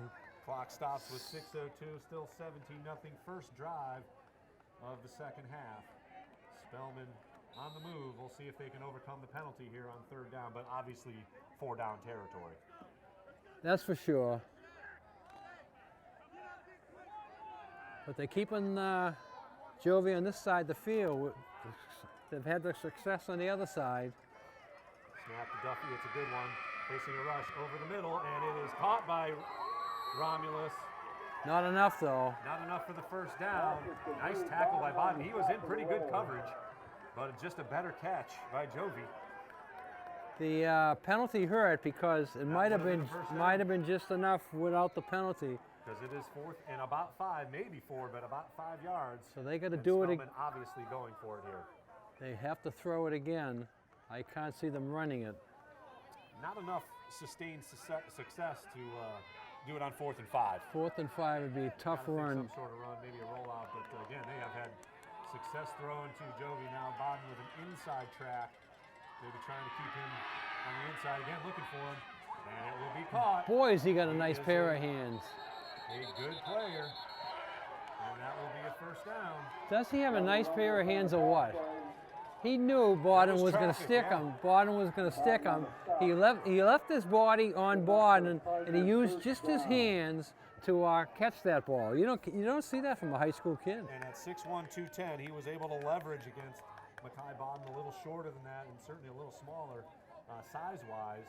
And they have exploited that. I would forget running on first down here. But what do we know? It is Duffy taking it right up the middle for a whole lot of nothing. It's 2nd and 10. You don't want to go to Brockton to be coach of the team? I'm all set. I don't need to go anywhere else. I'm good right here. This is all for me, baby. Is your truck still out there, or did somebody ride away? No, we got it. Keys are in it, though, if you want it. It's a nice Ford Ranger over there. All right, so they did their run up the pathetic first down run. Now they're going to come back with a possible second down run. And then they throw the ball, and they look like a great team. Under 4 minutes to play here in the third quarter, opening drive, and it has been a nice one for Spellman. And it's Jovi out there again. Blois able to make a break on the ball and break it up, however. Nice defense by Justin Blois. Not as good a pass by Duffy as well. Looked like it was going to be a tough catch for number 88, Javenson Romulus. Thank goodness we can call him Jovi. He was laying out for that one, he couldn't have caught it standing up. 3rd and 10. Once again, the Whalers are going to have to stop them on 2 downs here because it is obvious 4-down territory as Spellman down 17-0. 3:44 to play in the 3rd quarter. Clock stopped with the incomplete pass. Duffy now running it. No, it is an option. First time we've seen that play. And Fumble! Oh, luckily and brightly, Spellman's McBride jumps on it, actually gets a yard out of it. Yeah, he got popped in the middle there. Ball came out, but Spellman covers it and brings up 4th and about 6. 4th and 6 from the Whalers' 16-yard line, and there's your timeout, as you noted. But I think Spellman Spellman calls the timeout. Yeah, they want to make. They want to make sure they get the right play call here, because as you said, if this drive comes up empty. If this drive comes up empty, they've taken what, 8 minutes. 43. You're the math guy. It's going to be 9 minutes by the time this play is over. So they're going to use up 9+ minutes, and if they come up with 0 points, they. It doesn't put the nail in the coffin, but man, that is deflating to say the least. If they don't get some points out of this, they don't need a touchdown, but they can't get 9 out of. I doubt if they're talking to the field goal kicker right now. I hear you. Was that our cameraman who just left the booth, or? No. No. Okay. Yes, it was. We got Charlie up here. He's hanging out. So we'll see what Spellman's got cooked up here for 4th down. 4th, and as Dick noted, about 6. Okay, they single setback. Jovi out to the far side of the field. Duffy rolling that way, and it is the up and out. Double covered. Fantastic touchdown! Catch for a touchdown. Wow, what a catch by Jovenson Romulus at the back of the end zone, tiptoeing. I mean, that's a pro catch. And Nantucket had a second Double defender. coverage. That second defender to come on. I thought the second defender was going to catch the ball. Just as J.J. Bennett broke through double coverage to score a touchdown, Jovenson Romulus puts his mark on this game with an incredible catch at the back of the end zone. Okay, they do have a kicker, so this is important. Kick is up and good. 7 points come from that drive. That took up 8 minutes and 50 seconds of the 3rd quarter. Spellman back in the game, however, 17-7 our score. And the Whalers haven't even touched the ball yet. Yeah, it's a lot of time off the clock, but Spellman got exactly what they wanted, points. Now it's a 2-score game. Now they're going to ask. Now they're going to ask their defense, give us a 3 and out, and we're cooking. And up here in their heads, they now think that they can play with this team. Whereas in the first half, Nantucket had its way and forced its will upon Cardinal Spellman. We'll see if the Whalers can answer here with a scoring drive of their own. Could happen on the kickoff unless they decide to kick it short once again. Yeah, we'll see where the kickoff goes. They certainly don't want to kick it to Justin. 3:10 to play here. We got ourselves a ball game, 17-7 now. The Whalers up 10 points, receiving the kickoff. And a nice little pooch again. Cast let it go, surprisingly, and unable to move it forward was Guy Bodden, I believe, Yeah, Bodden jumps in there. Good thing Bodden was there, because that's a free ball, guys. Yep. It's not a punt. And the Spellman sideline is a little fired up as they see that dangerous word, hope. 36-yard line, or 31-yard line is where Bodden was tackled. And that's where the Whalers will begin their first possession of the second half. Well, the worst possible thing besides the turnovers would be a 3 and out. They want to take some time off the clock, string together a couple of first downs themselves. Boyce unable to get out of the grasp of the Spellman linebacker, and they are fired up. Boys the ball carrier. Number 65 on the tackle, that's Evan Malik. Actually a lineman in there, so somebody missed a block, and Blois lost 3 yards, bringing up 2nd and long. Yeah, he's good size for a offensive line, 6'1", 205. He has good agility, as you said, to get off his block and catch Justin. J.J. Bennett split out to the short side of the field. It'll be... Uh-oh. There's your turnover. Spellman has the ball. Yeah. As Blois unable to get the handoff. This That was exactly what the Whalers did not need. we have a ball game now. Spellman is fired up. The Whalers looking a little lackadaisical. Yeah, Nantucket come out of halftime not fired up. And whatever the coach said to the squad, if you remember, Spellman went out to the field to receive the kickoff. All of a sudden, they put 3 minutes back on the clock. Nantucket went down and started doing cows. The coach called the team together. We couldn't hear what he said, but we knew he was talking about that because he kept looking back at Nantucket warming up. Duffy hands it off. Now, McBride able to grind his way through some possibly tired defenders now that they've played basically the whole third quarter on defense. A first down run for McBride, his best. That's the best run of the day. Best run of the day for Cardinal Spellman. Probably the best run of the day for either team. But probably the whole game. It'll be 1st and 10 at the Whalers' 12-yard line. A keeper up the middle. Again, keeping those legs churning. Moving ahead for about 3 or 4. Now a field goal is a real possibility because a field goal makes it a one-score game. 17-7 our score. Now 1:30 and counting left in the third quarter. Obviously quick moving because Cardinal Spellman has had the ball the entire quarter. The Whalers have only run 2 plays, fumbling on that second play as Blois unable to handle the handoff. They're keeping the ball on the ground, and when they do throw it, they catch it and keep it in bounds. And it'll be a pitch out. Nice read by J.J. Bennett. Oh! Breaking the tackle, however, unable to wrap him up, but a couple of other blue helmets there to help wrap him up. But an excellent read, sort of tried to juke Duffy into pitching it. And then he was able to read that runner and ultimately make a tackle in the backfield, bringing up 3rd and long. Not too often can you do both. Right. He made the quarterback pitch it, then he gets the pitch man. 40 seconds now left in the third quarter. A quarter that has been owned by Cardinal Spellman. 17-7 our score. Spellman looking to get another score and dent into that Whaler lead. Duffy back to pass, and he will come under pressure and sacked ultimately. Couple of guys in there, Ian Williams. And once again, J.J. Bennett off the end. Huge sack, bringing up 4th and long now. 12 yards to go for a first down.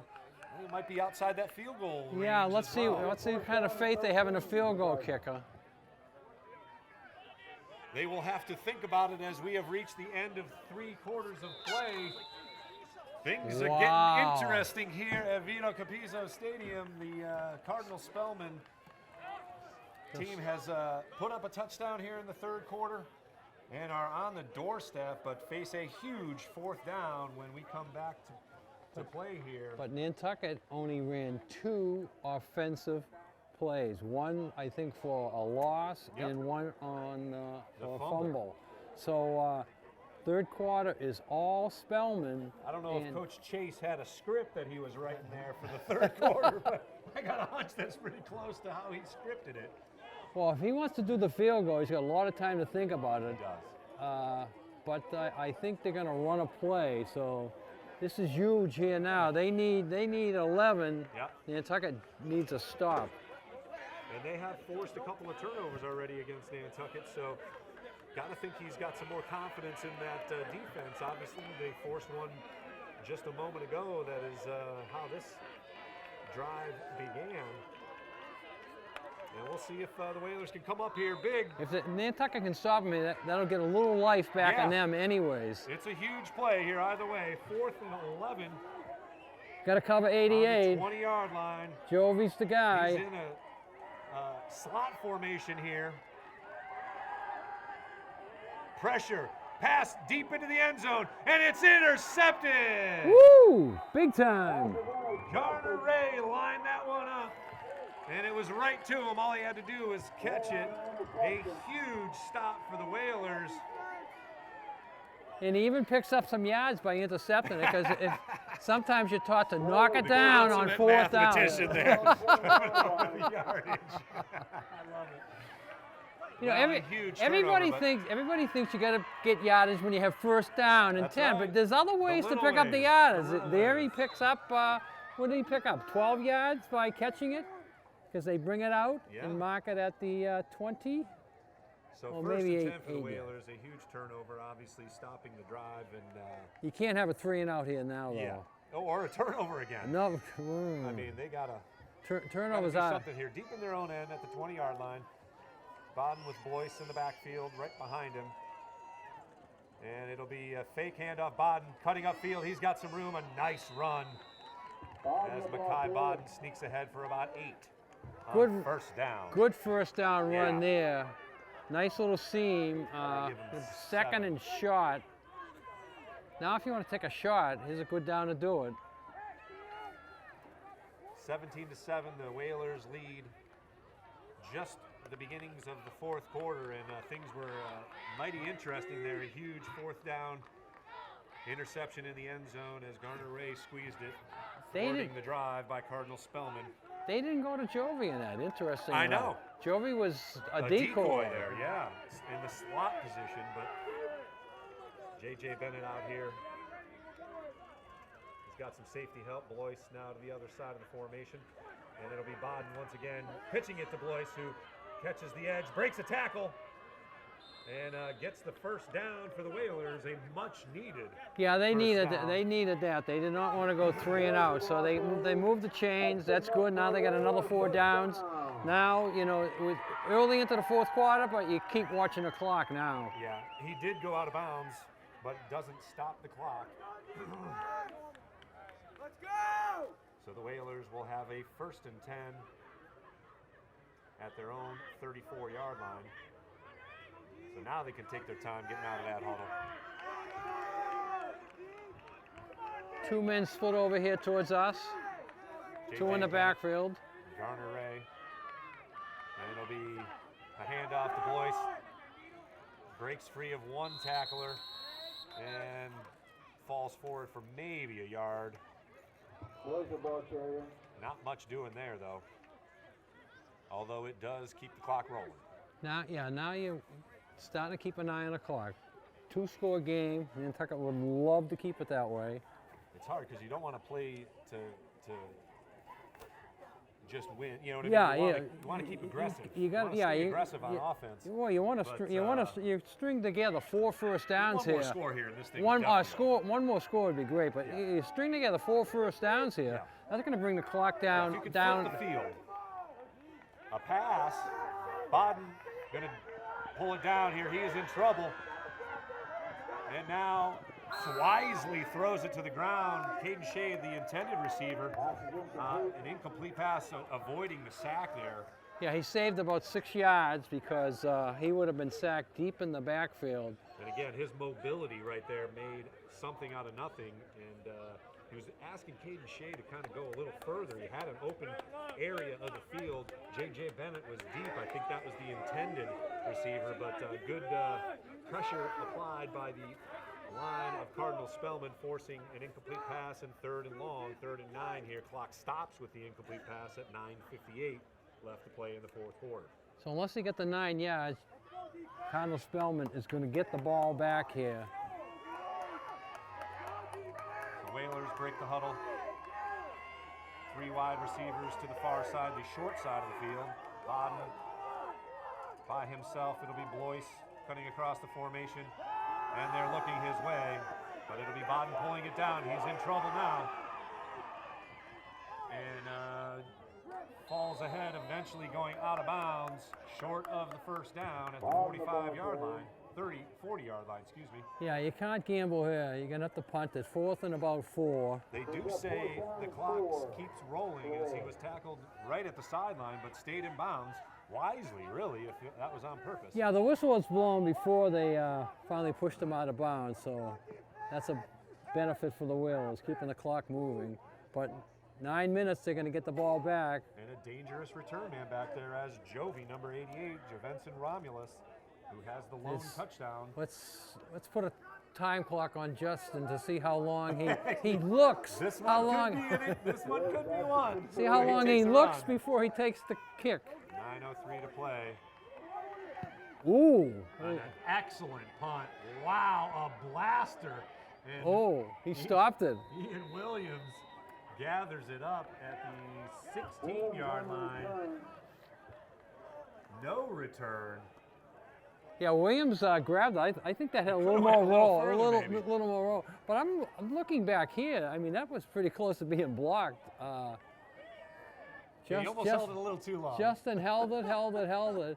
He wasn't going anywhere, but he held it and gets off a great punt. Yeah. Changes, as you say, field position. The field. Now 8:53 to go. Again, now Spellman's got to move the ball and get something out of it. Down by 2 scores, 10 points. At the 20-yard line again. Handoff up the middle. Not much doing. Maybe a yard, maybe 2, depending on the spot. 8:45 and counting. 17-7 our score. The Whalers haven't scored here in the second half. Well, I thought Spellman would completely abandon their running game, but they haven't, and it's shown success so far in the 3rd quarter, going into the 4th now. We'll see what Duffy and the offense has lined up. Jovi out to the far side of the field, closest to us here in the booth.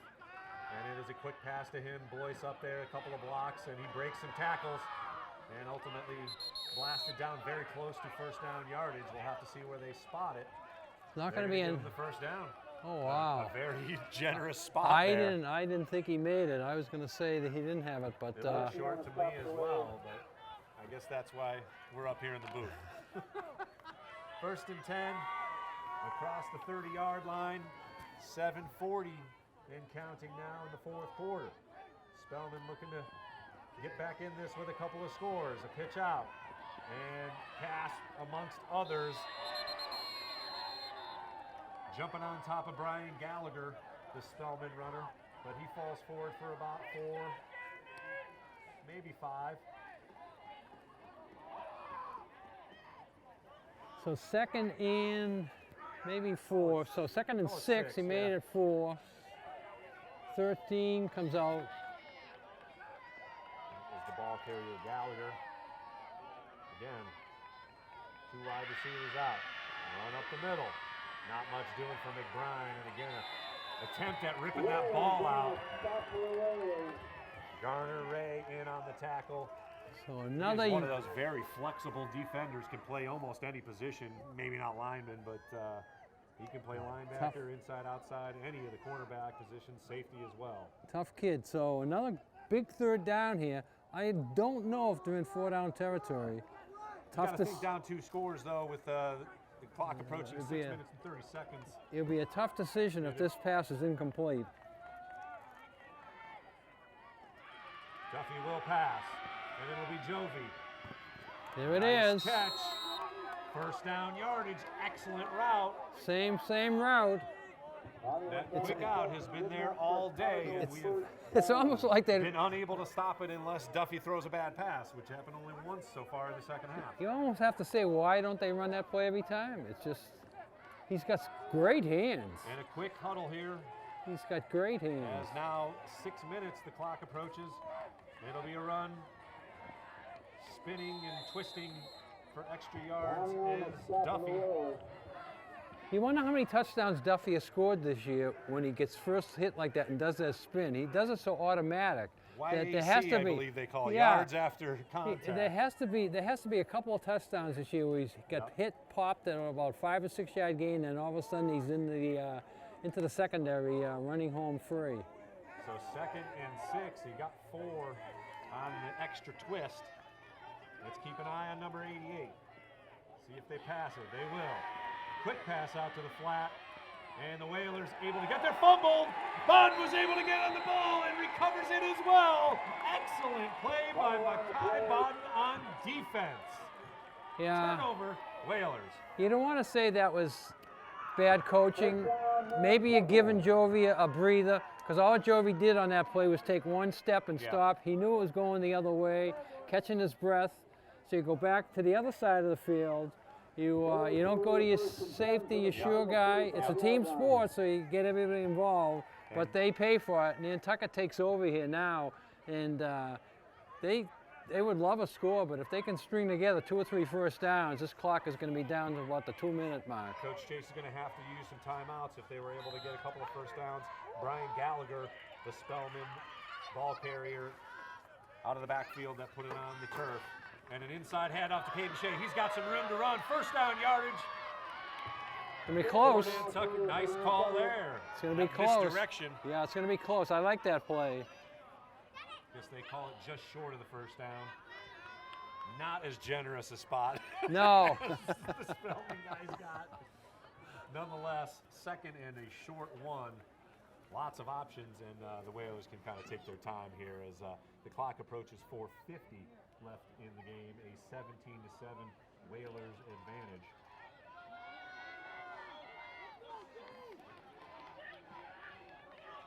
A couple of cuties out in front of us. Yeah, the Scots Young too. Whalers fans, and it's Blois on the pitch. He avoids one runner and picks up, tried to tiptoe down the sideline, but picks up first down yardage. Well, this little guy over here is Vito Capizzo II. Yes, a Yes. couple of Capizzo youngsters down there. So that's a good luck charm. Good first having down, but unfortunately the clock does stop as Blois was unable to keep it in play, had to go out of bounds, tiptoeing on the sideline. So 4:28 basically acts as a timeout for Spellman. Yeah, one more first down will get it down to about the 2-minute warning. Yep. We don't have a 2-minute warning, but the 2-minute mark on the clock. So You got to Nantucket, think about timeouts here maybe for Spellman. Spellman will start using them. And a nice fake. Bodden with a pass. Had him, hit him in the numbers. And unfortunately, Surprised with that play. Garneray unable to haul it in.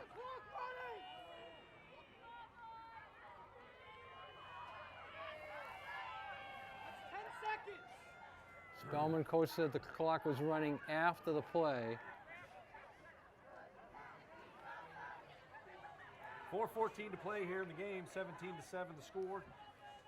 Nantucket doing all their scoring in the first half, as Spellman was able to basically hold the ball for all but 2 plays, so maybe a minute of the third quarter. They did score their lone touchdown and had it down at the Nantucket, deep in Nantucket territory. Garneray with a huge interception in the end zone on 4th down. Shea with the carry here to the right side, cuts it up and gets blasted out of bounds. I think But it's a good close enough for the first down. See where he went out. They're gonna. Will be 3rd down. I don't understand that timeout. That's a waste of timeout in my mind. He said he wasn't out of bounds. So 3rd and about 7 for the Whalers. 3:58. He was left to play. clearly out of Looked out of bounds. bounds to me, but Clearly out of bounds. You never know when you're going to use your timeouts, but I would have used one while the clock was running and not and while the that's actually clock his was second stopped. timeout, because they used one on that first drive on 4th down and got a conversion out of it, and ultimately leading to that incredible catch in the back of the end zone there. But sometimes over. timeouts are used Yeah. for your players to catch Yeah, his catch breath, a and breath, maybe yeah. that's what he's thinking here. He knows he needs some magic now. 3:58. He needs 2 scores. And you had the spot more accurately. It's 3rd and about an inch. Yeah, he was real close. He close. was close on that. So Nantucket definitely in 4-down territory. I don't think they'll be throwing in this down, but who knows? Who knows? It'd be a lot easier if we could predict the future, I'll tell you what. It'd be a lot easier. So a huge 3rd down nonetheless. as the Whalers look to put a stamp on this final game of the 2021 season with a big W here at home. Blois gets the handoff, gets first down yardage, and a whole lot more. Yeah, that will do it, folks. That will just about do it. And likely, All what Nantucket has to do now is not put the ball on the ground. We Yeah. might have some lights come on now. I don't know. I see the AD pretty close heading. to Thursday night under the lights here. That'd be fun. If to they finish put it the off. lights on, we can put that on our resume. That's right. There they go. Oh yeah, there we go, kids. We did a Thursday night game. Thursday night football. We're hoping you are enjoying things here at Vito Capizzo Stadium. Chris Morris along with Dick Herman. Whalers looking to wrap it up here as the clock continues to run. 3:15 to play. Biden going to keep it himself. Weaving and bobbing his way. Finally tackled at about the 5-yard line. the ball carrier. Bringing up second down. They can get a first down again without scoring a touchdown. Did you ever watch the series on TV, the Friday Night Lights? Oh, yeah. Connie Britton. Yeah. Obviously, that whole scenario was based on They're gonna some magic here on they're gonna do another one. Oh, there you go. They're gonna Nice. do another series, and it's gonna be based upon a 2015 Del Rio, Texas. Another town. hawk flying across That the screen hawk, here. yeah, he's a beauty. He Yeah. likes those light towers. He Maybe feasting on some Spellman Cardinals. Oh, I think he's just said it's about time they put the lights on. Yeah, right? I need to see some stuff here, Travis.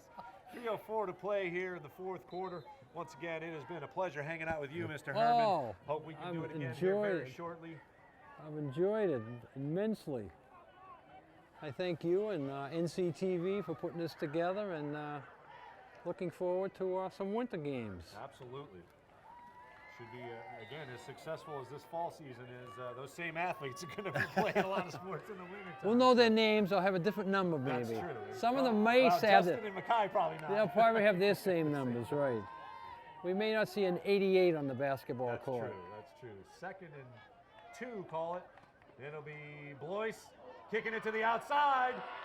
Let's see if he can get in. He does. Jukes his way for one more. Whalers touchdown. A 13-yarder for that one. Well, I know it's not official, but we're going to have to pick an MVP, my friend. Well, I'm going to give you my You can three. give me three. I'm going to give you my 3 stars. I'm going to go with my number 3 star to 22, Caden Shea, and he's going to share that. He's going to share that with number 51, Ryan Downey. So I'm going to have 2 number 3 stars. go. My number Get as 2 many as you stars. can in there. My number 2 star is going to go to Jerome Bennett.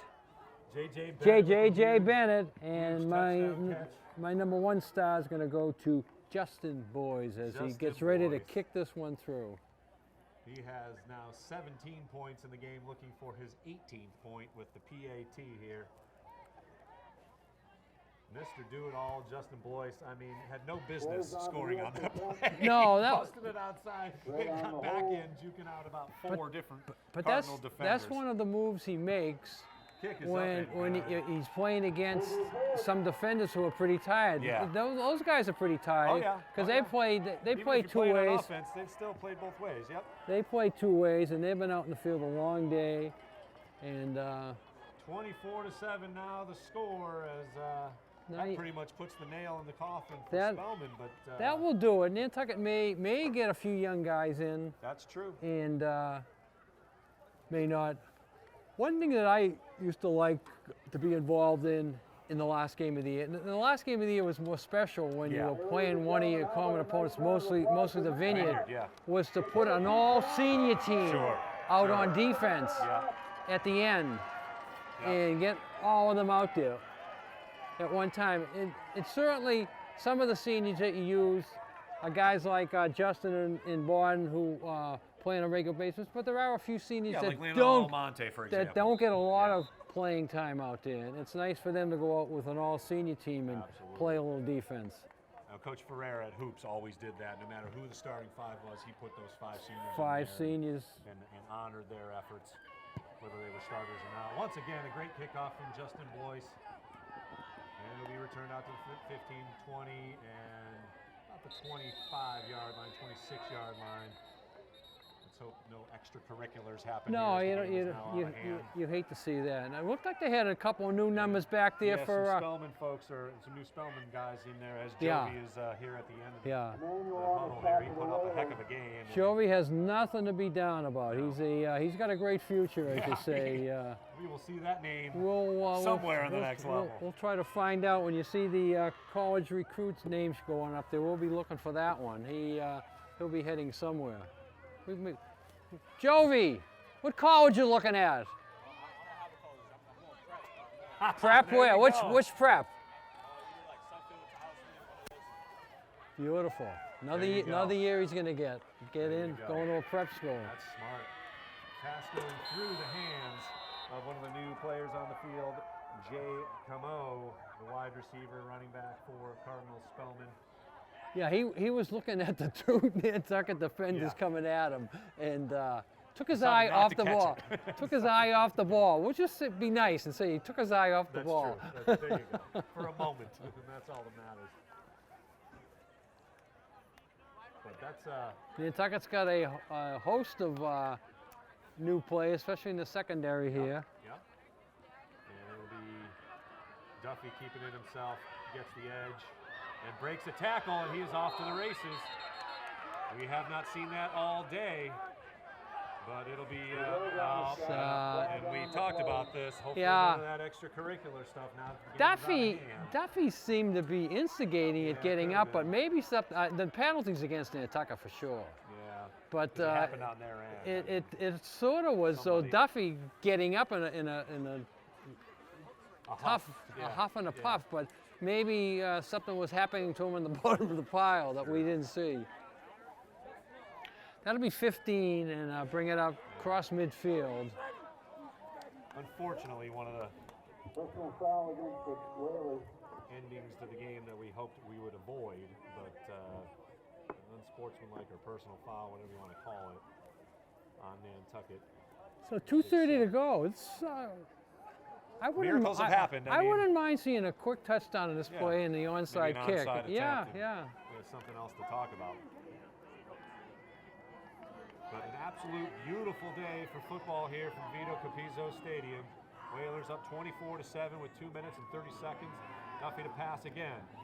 This pass is caught and immediately stopped by two defenders. Once again, Jay Camo with the catch. Borden back in. Not much. Borden back in there. So So not, They're not- giving up on it yet. yeah. And again, that's the other side of it is you want to give those kids as many snaps as they can get, as seniors have earned the right to either stay on the field. We see Justin Boyce not on the field here now, giving him a little rest. But J.J. Bennett still there on the end. And it'll be Duffy. He's got some room to run as the Whalers dove in on the play, taking the fake, and Duffy ahead for close to first down yardage. Although coming in garbage time, he's had a couple of nice runs here on this drive. As we have approached 1 minute and 30 seconds left in the game, 24-7, the Gil- Whalers leading. Gillis Crocker getting in there. That's his first action of the day. Getting a little safety. Junior D-back.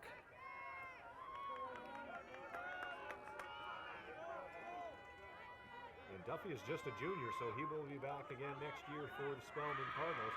A fumble on the play, gets back, and he's gone. Touchdown, Cardinal Spellman. How about that? Well, I almost got my wish. The ball. He had a fall the bouncing ball. He followed it. Way to stay with it as Cardinal Spellman. So we're gonna have two kicks here. A kick for the extra point, and then J.J. and then an onside Poland kick. with a 30-yard sprint, 31-yard sprint to pay dirt on the fumbling ball there. That was unbelievable. So with 1:02 to play, it's now 24-13. I think it hit the ground at least 3 times. Yeah, a couple of times for sure. Bounce and bounce and bounce, and he went right back to him. Extra point is up and good. 24-14 now, and you'll get your onside kick here as you asked for. Yeah, but the odds on the onside Yeah, kick are like 1 in 50. So let's see if we had to see And the they need one. 2 of them now. They need to. Let's see if. Yeah, we'll give them 1. We won't give them 2. Well, let's hope not. Let's hope not. So the scenario is they've got to get an onside kick, score a touchdown, get another onside kick, and kick a field goal in 1 minute and 2 seconds in high school football. I think that constitutes miracle. Like, That right? miracle. That would be a miracle. I was at a miracle game. Yeah. The Harvard-Yale Oh. 29-29 Yeah. win, where Harvard Yeah. scored 16 points Yeah. in the last 43 seconds. There you go. It can happen. I hope you're knocking on some wood or something. 'Cause My head's sore. My head's sore. I've been knocking too many times today. I'm ready to head home and get into my slippers and find my easy chair. There you go. There you go. I know what started out as a very nice, pleasant day. Once that sunshine goes down, But I'm time to looking. get I'm looking sunlight. over there at Mr. Hawk. I'm fascinated with him. He's doing a good job. enjoying the so game. We have some hands unit on here. Yeah. Justin Blois and Mackay Bodden are in the front line here. Not back to field the kick. And obviously they are expecting an onside kick. Here it comes. Got to go 10, and it. Excellent attempt. That's the A Spellman little player. soccer. Kicks it ahead. A little Didn't soccer. ends up with it anyways, but A little soccer that's kick there. fantastic. Yeah, That's that was. high school football right there. He was trying to get it. Only went 8 yards. And, Fantastic attempt. Well, I didn't but do anything. Nantucket was smart to stay away from Yeah, it. I yeah. seen a pro game a couple of years ago where You tried. he tried to catch it after only going 8 yards. He touches it, then it becomes a live ball, even though it didn't go to 10 yards. So Nantucket will put their knee down here now with 1 minute to go. One timeout for Spellman. Maybe left, but one left, yeah. We'll So see if he decides to use it. The headphones are off for all the coaches, and it's pretty elementary here, but a much better effort in the second half by Spellman.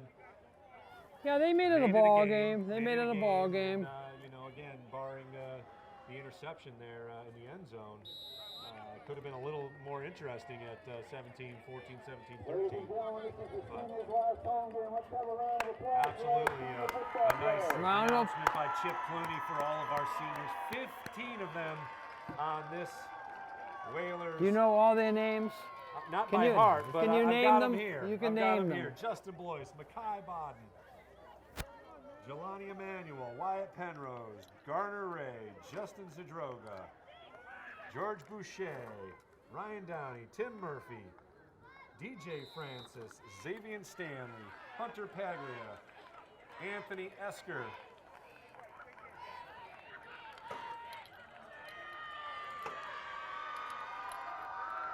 congratulations to our graduating seniors and the Nantucket Whalers as they put a cap on what has been a very successful championship season. Cape and Islands League Lighthouse champs, Island Cup champions. And their Fantastic season. final record is what? 5-3 or 6-3? 5-3, 6-3 Oh, if we 6-3. give Monomoy, give Monomoy win to the Whalers. But unfortunately losing in the playoffs to Cohasset, 26-13, but they pick up a very impressive victory, blasted out to a 17-0 lead, and cruised home to a 24-14 final here from Vito Capizzo Stadium. Thanks very much to our cameraman, Sean Davis, bringing you all the pictures. Charlie Hoyleman hanging out with us here for a while as well. We'll see those guys later on for winter sports. And again, thanks to the NCTV crew for getting us set up for success here. As always, my friend, it has been a pleasure hanging out with you, Mr. Dick Herman, the legend that is. Okay, and then We I'd got like. you've given me my MVP choice, but you know I'm a Justin Blois You want- fan. I got to give him one more here. One more as here. our MVP, #1 in all of our Whaler hearts, Justin Blois, But- winning the MVP, scoring 18 points of the 24 for the Whalers, including points after the PATs, and came up with a couple of 3 touchdowns and 2 touchdowns. I'd like to give my words of wisdom, though. Yes. Remember please do. to put a smile on your face each and every day, even if you're laughing at yourself. There you go. We'll end it with that, kids. Have a wonderful weekend coming up here. The Whalers win from Vito Capizzo Stadium 24-14, ending their 2021 season with an impressive win over Cardinal Spellman. Thanks very much for joining us here. We'll see you for the winter sports here for the Nantucket Whalers Sports Connection.